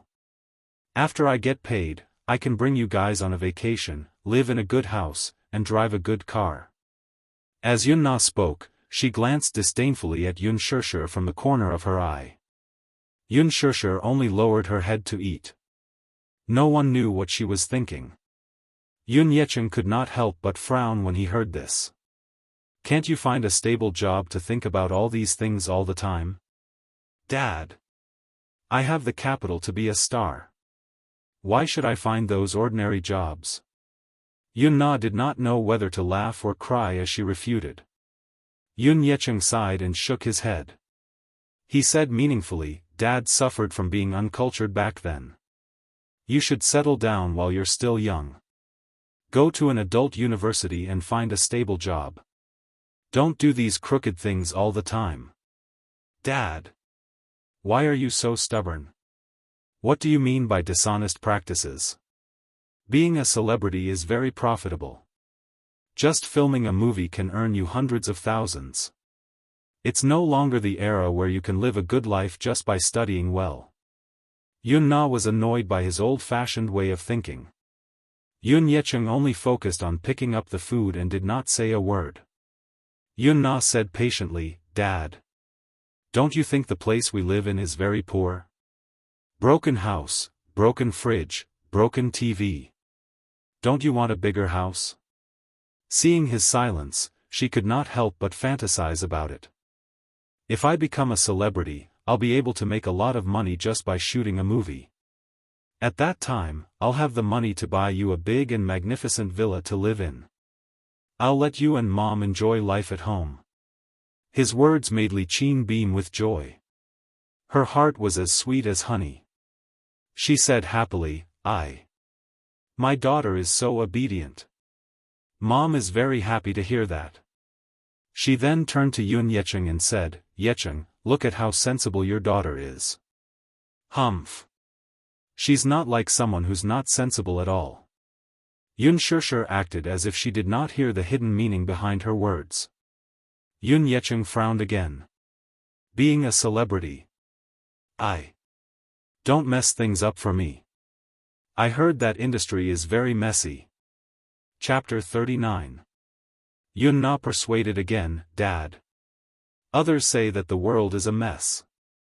There are bad people everywhere and everywhere is a mess. Actually, as long as you are firm, you won't have to be afraid of going astray. Li Qin also said, Yecheng. What our daughter said makes sense. It's rare for her to be filial and want to earn money to show filial piety to us. Shouldn't we support our daughter's idea? A woman like Li Qin, who was greedy for wealth and splendor, had spent all her energy on Yun Na. She was eagerly waiting for Yun Na to climb up the social ladder and make a name for herself in a wealthy family. Although Yun Na was different, they were still mother and daughter. Obviously, they were jackals of the same tribe. Hypocritical and vain, they were only willing to share the joys but not the hardships. She usually paid attention to the entertainment headlines. When she saw those star-studded actresses walking on the red carpet of the International Film Festival, she was amazed. She often saw those actresses who married into rich families and became phoenixes in the headlines. She was very jealous. In her heart, those who could step into this rich and vain circle would be able to climb up the social ladder. Yun Yecheng lamented again and again, That's enough. If you like it, then go ahead. You're not a child anymore. Since you have your own plans, then go ahead and give it a try. Don't blame me for not reminding you, though. That circle is no doubt a tiger's den for a child like you who has no social experience. Dad is old and powerless, so I can't protect you. When the time comes, don't blame me for being useless. Late at night. When you climbed into bed to sleep, Yun Shishir sat in front of the computer and searched for job postings online. She originally wanted to enroll in finance in university, but she accidentally entered the art department. She was quite talented in the art field, and with her unique looks, she was not inferior even when compared to A-list celebrities. Out of curiosity, she clicked on Huanyu Entertainment's official website. What entered her eyes was a luxurious web page. The news of the national audition for the female lead of The Green Apple dominated the headlines. The investment for this movie was huge. If she could get the opportunity to play the female lead, she would definitely become famous overnight and have a magnanimous career path in the entertainment industry. Having a magnanimous career path meant that she would be able to earn a lot. It was not that Xianxia was not tempted. She looked at the notice board and saw that Huan Yu was looking for an artist assistant. She made up her mind. A few days later, she got her ID card. Early in the morning, she sent Yu to kindergarten and took a taxi to Huan Yu Entertainment with her prepared resume. Early in the morning light was faintly discernible, and the air was filled with the faint fragrance of grass. When they arrived at Huan Yu Company, they saw a long queue at the entrance. Xianxia was a little shocked by this scene. She had never seen such a shocking scene before. She was secretly surprised. Could it be that there were so many competitors applying for the assistant position? After asking around, she found out that she had bumped into the first audition for the female lead of The Green Apple. Other than the girls who had rushed over to participate in the audition with dreams of becoming stars, there were also many die-hard fans of Gu Xingzi. The male lead had been confirmed for him, and the director had decided to use a new actress for the female lead. The film crew started the nationwide audition. The promotional video for the audition filmed at Jianghu University had already been broadcasted and caused a sensation. Even if the movie did not have a lot of resources, Gu Xingzi's popularity alone was enough to attract many students to apply. Chapter 40. Although the audition was held on a weekend, many of his die-hard fans came when they heard that the popular superstar Gu Xingzi would be attending the audition. Some of them were even loyal fans who had flown in from other places. The popularity of the audition caught the production crew off guard. Even though they hired bodyguards to maintain order, they still couldn't stop the army of aggressive fans. The huge Huan Yu Tower was suddenly filled with people. Banners of support were hung all over the tree trunks and walls outside the company building. The entire Huan Yu Entertainment seemed to have been crushed by Gu Xingzi's army of fans. At the grand entrance of Huan Yu Entertainment, there were several luxurious cars parked. In one of the nanny vans, 3 men in simple clothes were looking at the bustling crowd at the school gate. Most of them were young and pretty female students. They were all in a hurry to attend the audition. All of them were dressed to the nines in order to maximize the director's attention during the audition. Director Lin. I don't mean to say this, but these female students are pretty good looking. Look at the one in the white dress. She's quite stylish. Doesn't she look like Yin Xiaochuan in the original novel? Oh. And the one in the black dress over there. I think this young lady is well prepared. She must have read the original novel. In the novel, Yin Xiaochuan wore a black dress like this when she first appeared on the school stage. That young lady looks pretty good, but I feel that she's not tall enough. The assistant leaned against the window and looked in the direction of the school gate. He was like a small steward in ancient times who held the selection for the emperor. He talked endlessly and gestured with his hands. He turned around to look at the man in the white shirt, but saw that he only had his head lowered and was flipping through the application forms. He glanced at the 2-inch colored photos, but he didn't seem to be interested. Boring, Lin Fengtian suddenly said and threw the name list aside. He was too lazy to look at it again. Director Lin? What's wrong?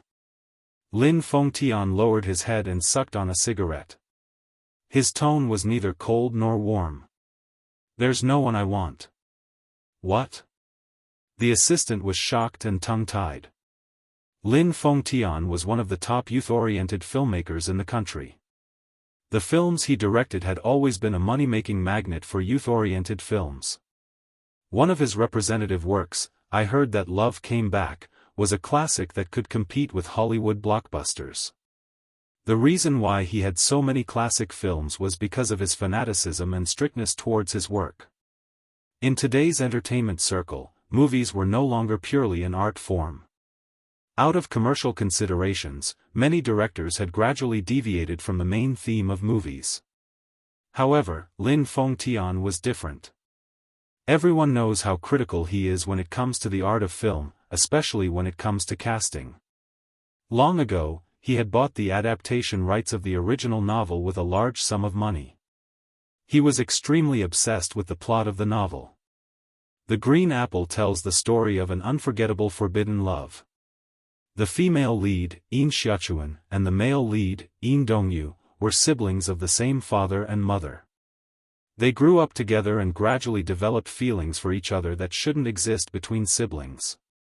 The love and hate entanglement along the way, the relationship between the two of them was the most heart-wrenching. Chapter 41. Lin Fengtian chose Gu Xingzi not only because of his soaring popularity, but also because his melancholy aura was a perfect match for Yin Dongyu's. The role of Yin Xiachuan was the most difficult to portray. Yin Xiachuan was a kind and innocent girl. She was immature, cute, and playful. She had been carefully protected by Yin Dongyu since she was a child.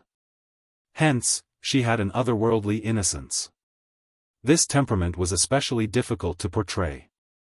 Even a veteran actor who had been on the stage for a long time might not be able to portray such a character. Lin Fengtian was a little depressed. Although the people on the roster were good-looking, they were not the Yin Xiachuan in his heart. Just as Lin Fengtian was having a headache, his assistant, who was leaning against the window, suddenly exclaimed. "Director Lin, look, look!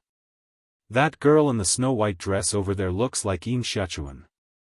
He looked in the direction his assistant was pointing and could not help but be shocked. His body immediately leaned forward excitedly. In the morning light and warm breeze, a charming and petite figure stood quietly at the gate. This was a girl so beautiful that she looked like she had walked out of a mural. She immediately attracted the attention of everyone in the car. Wow! The assistant was so shocked that he held his breath. He had never seen such a youthful girl before. The girl looked young and even a little immature. She was wearing a clean long dress, revealing her snow-white and delicate arms, shoulders, and neck. She was delicate and flawless. She was pure and beautiful, lovely and moving. Even though she was dressed in such a simple manner, she had an extremely seductive beauty. She was so beautiful that she looked like an otherworldly woman, making one's heart flutter involuntarily. She did not have a sexy figure like other women. She was thin and not voluptuous. She was so tender that it seemed like water could be squeezed out of her. Even so, she still blocked everyone's sight. For some reason, although she was wearing an ordinary dress, she stood out among the bustling crowd of well-dressed girls at the gate. Lin Fengtian's handsome eyes narrowed. There was actually such a beautiful woman in the secular world? He felt a surge of excitement and could not help but pick up the binoculars beside him. The girl stood at the school gate, holding a small handbag in her hand. Her black brocade hair was quietly draped over her shoulders, emitting a moving luster under the moonlight. Under her soft bangs was a beautiful face. Her skin was as flawless as white jade, and her delicate and charming oval face had a faint blush on her cheeks. She lowered her head and lowered her eyes. The corners of her eyes were long and curved, making her look extremely charming. She had a row of long and curly eyelashes that were as thick and long as a comb. They were like fine black feathers or fluttering butterfly wings. They were excessively charming. Those pink lips were like fresh flower petals, tender and lovely. Yun Shishir was thinking about something with her head lowered. Her brows were slightly furrowed, but she suddenly had a strange sixth sense, as if something was staring at her from somewhere else. As if realizing that everyone in the nanny van was sizing her up, she suddenly regained her senses. She slowly turned around and looked up at them. At that moment, Lin Fengtian's gaze deepened and he was stunned for a moment. His pair of eyes that had a clear distinction between black and white were watery like an ancient well that reflected the silent moon, and it was suffused with a beautiful moonlight that was tranquil and shimmering, yet bottomless. Chapter 42. When their eyes met, the girl was at a loss. She clutched the bag in her hand tightly, bit her lip, and shuffled her feet slightly. However, it was precisely this unpretentious expression that made people feel that she was rather cute. In Xiachuan. Lin Fengtian suddenly slapped the table and exclaimed. This girl was practically a living In Xiachuan. Lin Fengtian excitedly reached out to flip through the roster that had been thrown aside. He said excitedly, "Is this girl from this university? Did she sign up? Find out what her name is. Inform her directly to come for the audition." Director, Lin Fengtian looked up and saw the confused look in his assistant's eyes. "We can just get out of the car and invite the girl to the audition.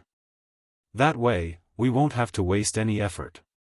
He sighed helplessly. Wasn't this director too excited? Lin Fengtian slapped his forehead and said, "That's right. Why didn't I think of that? Why would we need to waste any effort?"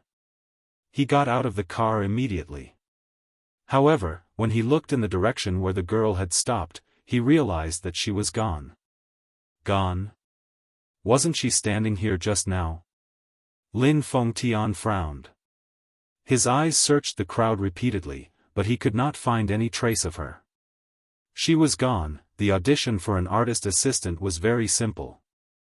She just had to fill in a form and submit a few certificates before she could officially start her job. The manager informed her that she could start her job the next day. The salary and benefits were also quite generous. Although it was a thankless job and she might even be bullied, Xianxia was extremely excited. However, when she was about to leave, the manager looked at her strangely and asked, "You have outstanding looks. Why are you here to audition for an artist assistant? What a pity. If this girl was carefully groomed, she would definitely be able to make a name for herself in the entertainment industry." Xianxia smiled but did not say anything. Before she left, she received an information sheet. The artist she was in charge of was actually a newcomer with a big background. Her name was Han Jingyi. The reason why she was a big name was because she heard that this artist had a very strong background and relied on a powerful person to get to where she was today. She also heard that she had gotten a big role. Under Li Qin's expectant gaze, Yun Na returned home with a gloomy face. Li Qin immediately went up to her and was about to ask about the audition when she saw Yun Na's dejected look. Her heart could not help but turn cold. What happened? Seeing her daughter's defeated expression, Li Qin became anxious. Did you fail the audition? Or, did the director not take a fancy to you? Yun Na's face was filled with unwillingness. Humph. With my talent, how could I not pass the audition? Even if I can't be chosen as the female lead in this movie, there will still be a director who will take a fancy to me. Then what's with your expression? When Li Qin saw that Yun Na was stuttering, she became even more anxious. Under her repeated questioning, Yun Na finally revealed the truth. Originally, she had been very confident about this audition. Her costume and makeup were all in place. For this audition, she had even crammed the original novel for a few days and had already memorized her lines. She had chosen the most tear-jerking scene in the script and repeatedly practiced it in front of the mirror. She thought that she had portrayed the character well. However, when she rushed to the audition with full confidence, she was told that if she did not have an audition letter, she would not be able to participate in the audition. Chapter 43. Why was she blocked by the words, "no audition letter," when it came to Yun Na? According to the person in charge of the production team, there were too many people who came to participate in the audition. Among them were many of Gu Xing's diehard fans. Hence, before Yun Na could even step into the audition venue, she was blocked at the entrance. She could only watch helplessly as those people with audition letters walked in. If she was directly rejected in the audition, she would have been willing to lose. However, even though she was full of confidence, she did not even have a chance. She failed just like that. Yun Na's heart was naturally unbalanced. Li Qin had no idea what was going on, so she was confused. Then, what's with the audition invitation letter? Can you get it? How do you get it? Yun Na sighed. I've asked. We have to rely on connections. After a pause, she added, although this audition is an open audition for the female lead, there are still some requirements. Those audition letters are either sent out by people in the production team or by other big agencies who rely on their connections to get them. When many agencies heard that this was a once-in-a-lifetime opportunity, they did not hesitate to rely on their connections. Hence, most of the people who were able to participate in the audition were the 18th-tier models of the agencies. They all wanted to take advantage of this opportunity to make a name for themselves. Just like Gu Jingyi, the audition water was very deep. Is there no chance? Li Qin could not bear the shock. She had put so much effort and expectations into her daughter, just waiting for the day when she could make a name for herself. Now, was this dream going to be shattered? Yun-Na suddenly thought of someone, and her eyes lit up. Don't worry, I have an idea. At night, Yun Shishir was writing the contact list for Yu Yu's home school when her phone rang. She picked up the phone absent-mindedly. On the other end of the line, there was a lot of noise. It seemed to be in a place like a nightclub, and there was a lot of noise. Hello? Hello? Yun Shishir raised her eyebrows in confusion. No one answered the phone for a long time. She was about to hang up when a man's rough voice came from the other end. Are you Yun-Na's sister? Yes. That person said, she's dead drunk now. I can't wake her up no matter what. Can you come and pick her up? Yun-Na again. Why was he always causing trouble? Yun Shishir subconsciously wanted to refuse. She didn't want to clean up her mess anymore. She had treated her and Yu Yu like that, and in the end, she had indirectly caused her to lose her job. What else did she want? She was drunk, so what did it have to do with her? However, Yun Shishir's weathered face suddenly appeared in her mind. She couldn't help but clench her fists and stare blankly for a long time. Seeing that she did not reply, the person on the other end repeated, hello, for a long time. She let out a long sigh and asked, where are you? Gabriel. Gabriel's was a famous nightclub in Beijing, and it was famous for its extravagant spending. Therefore, most of the people who came to Gabriel's for entertainment were rich and young masters, but there were also some hooligans who came here to have fun. Therefore, Gabriel's was also famous for being messy. Drugs, gambling, shady dealings, and transactions. Once night fell, this place would become a dark treasury. There were often news of people exchanging gunfire here, and there were heavy casualties. However, even though it was so chaotic and serious about social security, Gabriel's was different from other nightclubs. It had a very powerful background, and the people above it were very influential. Therefore, many people didn't dare to touch it. Chapter 44. As soon as Yun Shishir stepped into this foul place, she was choked by the smell of smoke. Along the way, the unrestrained looks of men and women entered her eyes. The air was filled with the smell of debauchery, and the private room was a scene of drunkenness.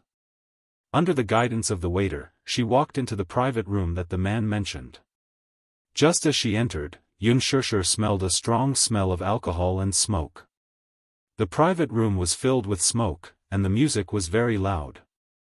A few young men with the most popular hairstyles were drinking heartily. He looked around and saw Yun-Na lying on the sofa in a drunken stupor, unconscious. When the few youths saw her, they all raised their heads and whistled loudly. Yo! She's really here. This chick is quite pretty. Her figure is not bad either. She looks much more attractive than those young ladies. Someone else chimed in, that's right. It's rare to see such a pure and innocent girl nowadays. I wonder what it's like to be in bed. It must be wonderful. The filthy words were unbearable to the ears. When Yun Shishir heard those hooligan words, her heart trembled slightly. With a bang, the waiter behind her respectfully closed the door. She stood there awkwardly, unable to move her feet. To be honest, after that incident, she was extremely afraid of these hooligans and wanted to turn around and leave. A young man with a green dragon tattoo on his arm stood up and stepped over the table.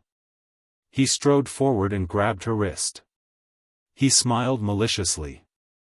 "You just arrived and you want to leave already? What about your sister?" Yunshursher looked back hesitantly and glanced at Yun Na.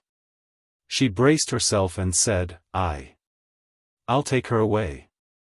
I'll leave now." "You're leaving now?" The young man grinned and frowned. "Don't. How disappointing. Come and drink with us." The young man put his hand on her shoulder and introduced the men on the sofa to her one by one. "Come, let me introduce you. This is the boss of our bar street, Brother Chang. The ones sitting next to him are Brother Leopard and Brother Hu." Yunshursher couldn't stand it anymore. She broke free from his grip and said, "I didn't come here to drink. I'm here to bring Yun Na back."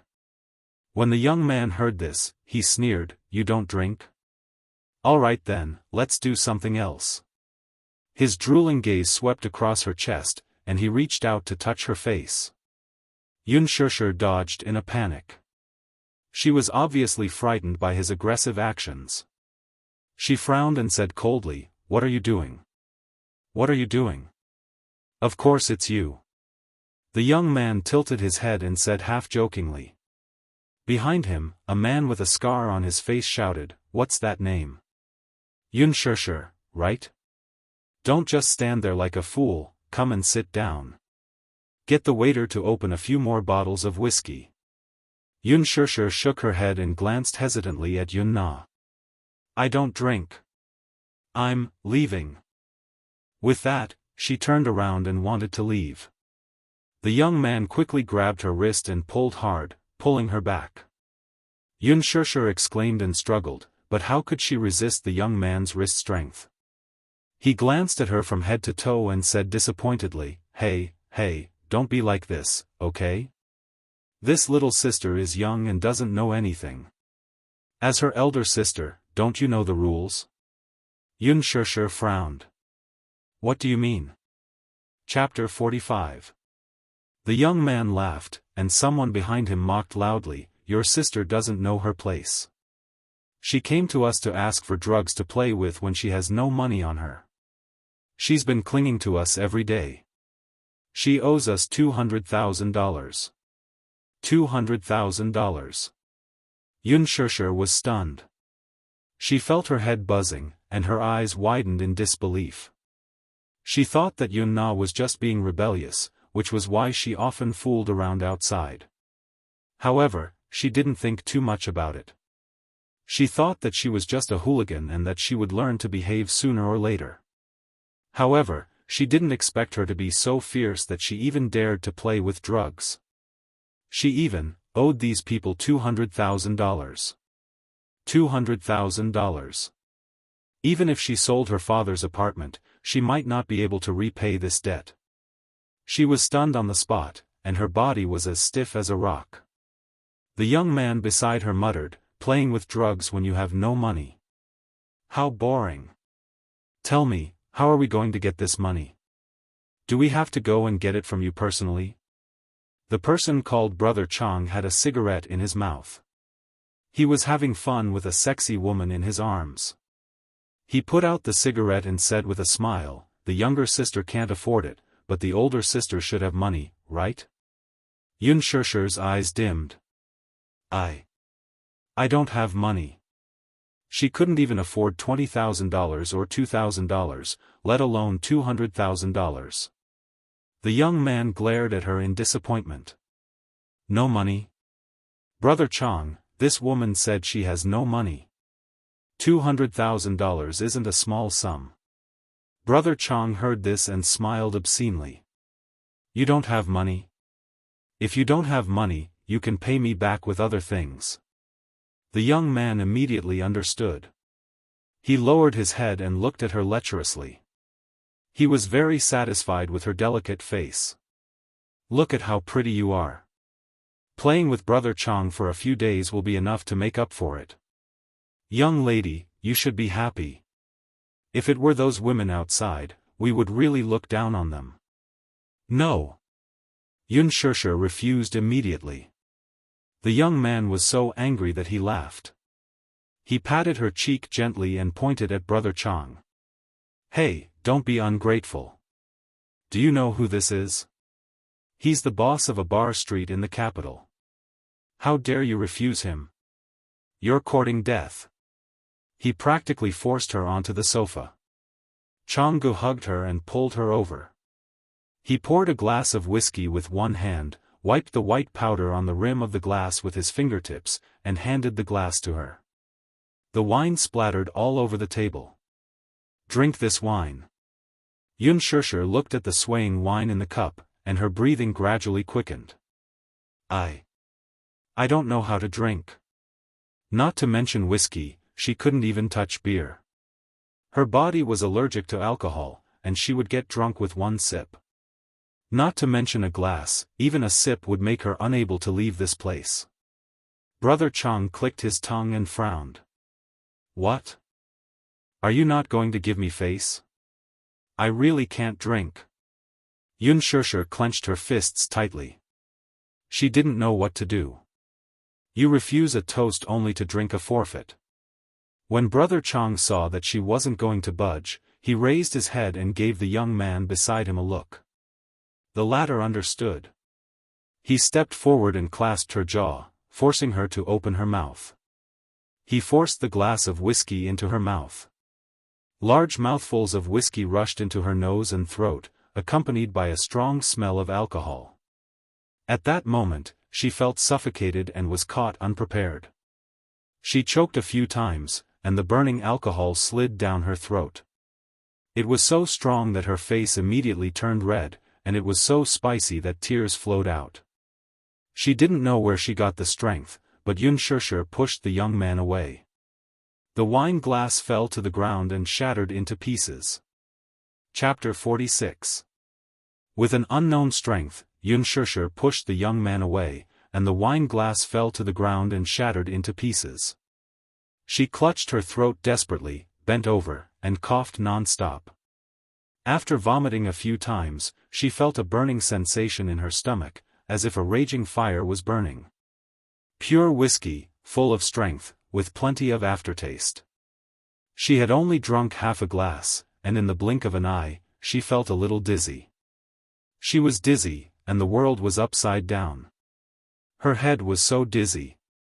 So dizzy that she could barely tell the direction, and her consciousness was gradually fading. Xianxia wanted to stand up, but her body was swaying left and right. Her whole body was weak, and her limbs were numb. Just as she stood up, she fell back onto the sofa. Immediately after, there was a burning sensation in her lower abdomen, as if the fire in her body was burning more vigorously. Xianxia held onto the table, sweating profusely. No wonder she got drunk so quickly and so fiercely. There was something else in the glass besides alcohol. Brother Chang grinned, revealing his dark yellow teeth. He smiled and sighed. This passion-hunting powder is really good stuff. Hee hee. This is a must. How can something that I got be bad? The young man smiled maliciously, then looked at Xianxia's pained expression, and his heart itched. Brother Chang, if you're tired of this girl, can you let us play with her for a few days? TSK, this woman really has a face that brings disaster, hee hee. You like her? Brother Chang smiled. Sure, when I'm tired of her, I'll give this woman to you. The few of them nodded and smiled respectfully. Thank you, Brother Chang. Brother Chang, I've already reserved a private room for you. Hee hee, the presidential suite. On the sofa, Yun-Na opened her eyes and sat up. Where did the drunkenness come from? Her eyes were clear and bright. She glanced at Xianxia, who had already lost her mind, and her lips curled into a sneer. Brother Chang. Are you satisfied now? How is she? I didn't lie to you, did I? Look, is she worth what I owe you? Yun-Na sat over and said with a sweet smile, this sister of mine is very pure. Unlike those seductive women who sat on the stage, their bodies were also very clean. If it was placed in the night market, it could be sold for at least tens of thousands of yuan per night. Brother Chang, you've profited. Yes. It was indeed worth the price. Forget about the money. It was worth more than a few 100,000, it was worth millions. Brother Chang laughed and hugged Xianxia. Obviously, he was very satisfied with her. All right then. Thank you, Brother Chang. As Yunna spoke, she thought of something and said humbly, Brother Chang, don't tell anyone about me. Don't let her know that I'm behind this. Otherwise, my dad will kill me. I know. He said impatiently. Yunna giggled and said, don't be anxious. This person is yours for the whole night, there's no need to rush. You see, about the selection of the female lead. I'm a man of my word. Enough. Get lost. Don't disturb me. Brother Chang's mind was now full of Xianxia, so he did not have the time to care about her. He nodded without thinking much. A few of his subordinates had already opened the door for him. He half-hugged Xianxia and left the private room. Suddenly, a strong wind blew outside the window. The wind rattled the windows. Yu woke up from a nightmare. She sat up in bed and looked to the side.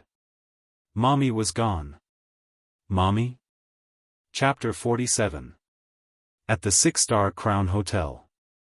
The presidential suite was decorated luxuriously. It was stylish, elegant, and luxurious. At the table, Mu Yaja looked at the ugly faces of the hypocritical politeness with an expressionless face. He could not help but feel annoyed. Unknowingly, half of the drinks had passed, and the sky outside the window was already dark. Mu Yaja felt inexplicably tired, but more than that, he was annoyed by these people. He finished the vodka in one gulp and stood up. Seeing this, the others looked at each other and stood up as well. He was the main character at the table tonight. Now that he was leaving, it meant that the banquet was over. As the young master and CEO of Disheng Financial Group, he had a distinguished status and held the highest power in the Mu Group. In the face of the global financial crisis, the life and death of these small companies were all in the hands of the Mu Group. The life and death of these small enterprises depended on one word from him.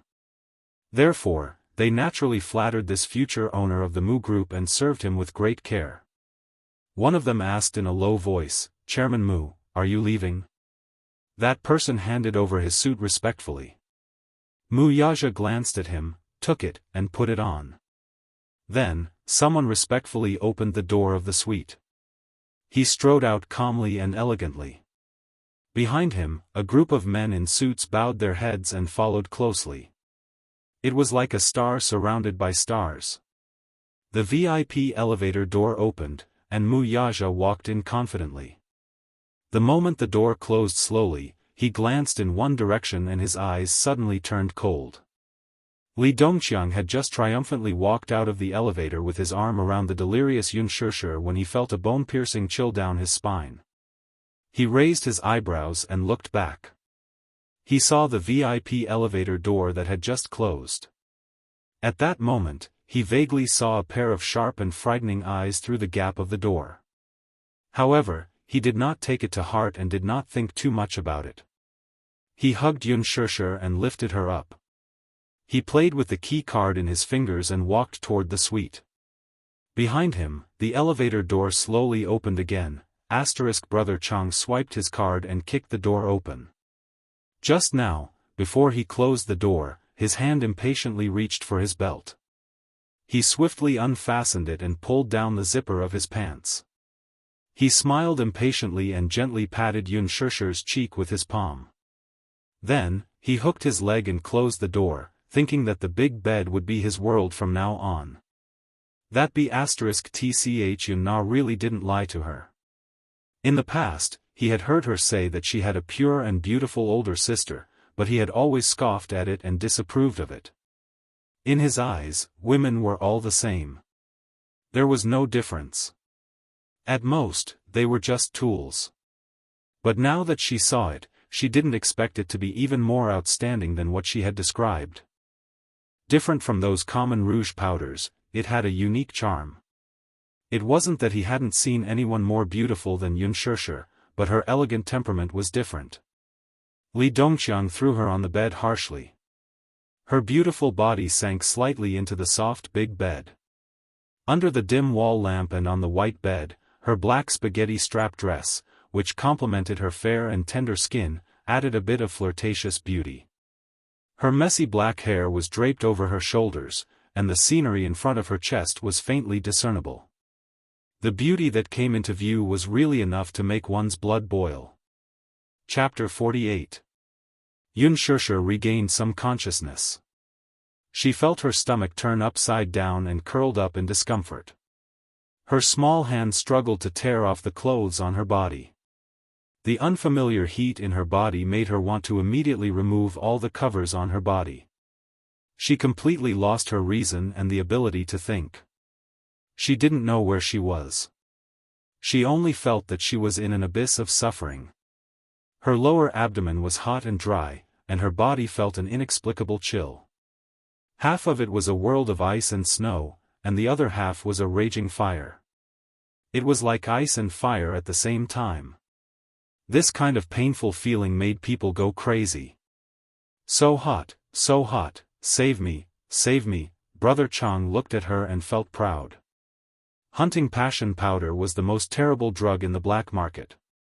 Without special channels, it was impossible to get such a good thing.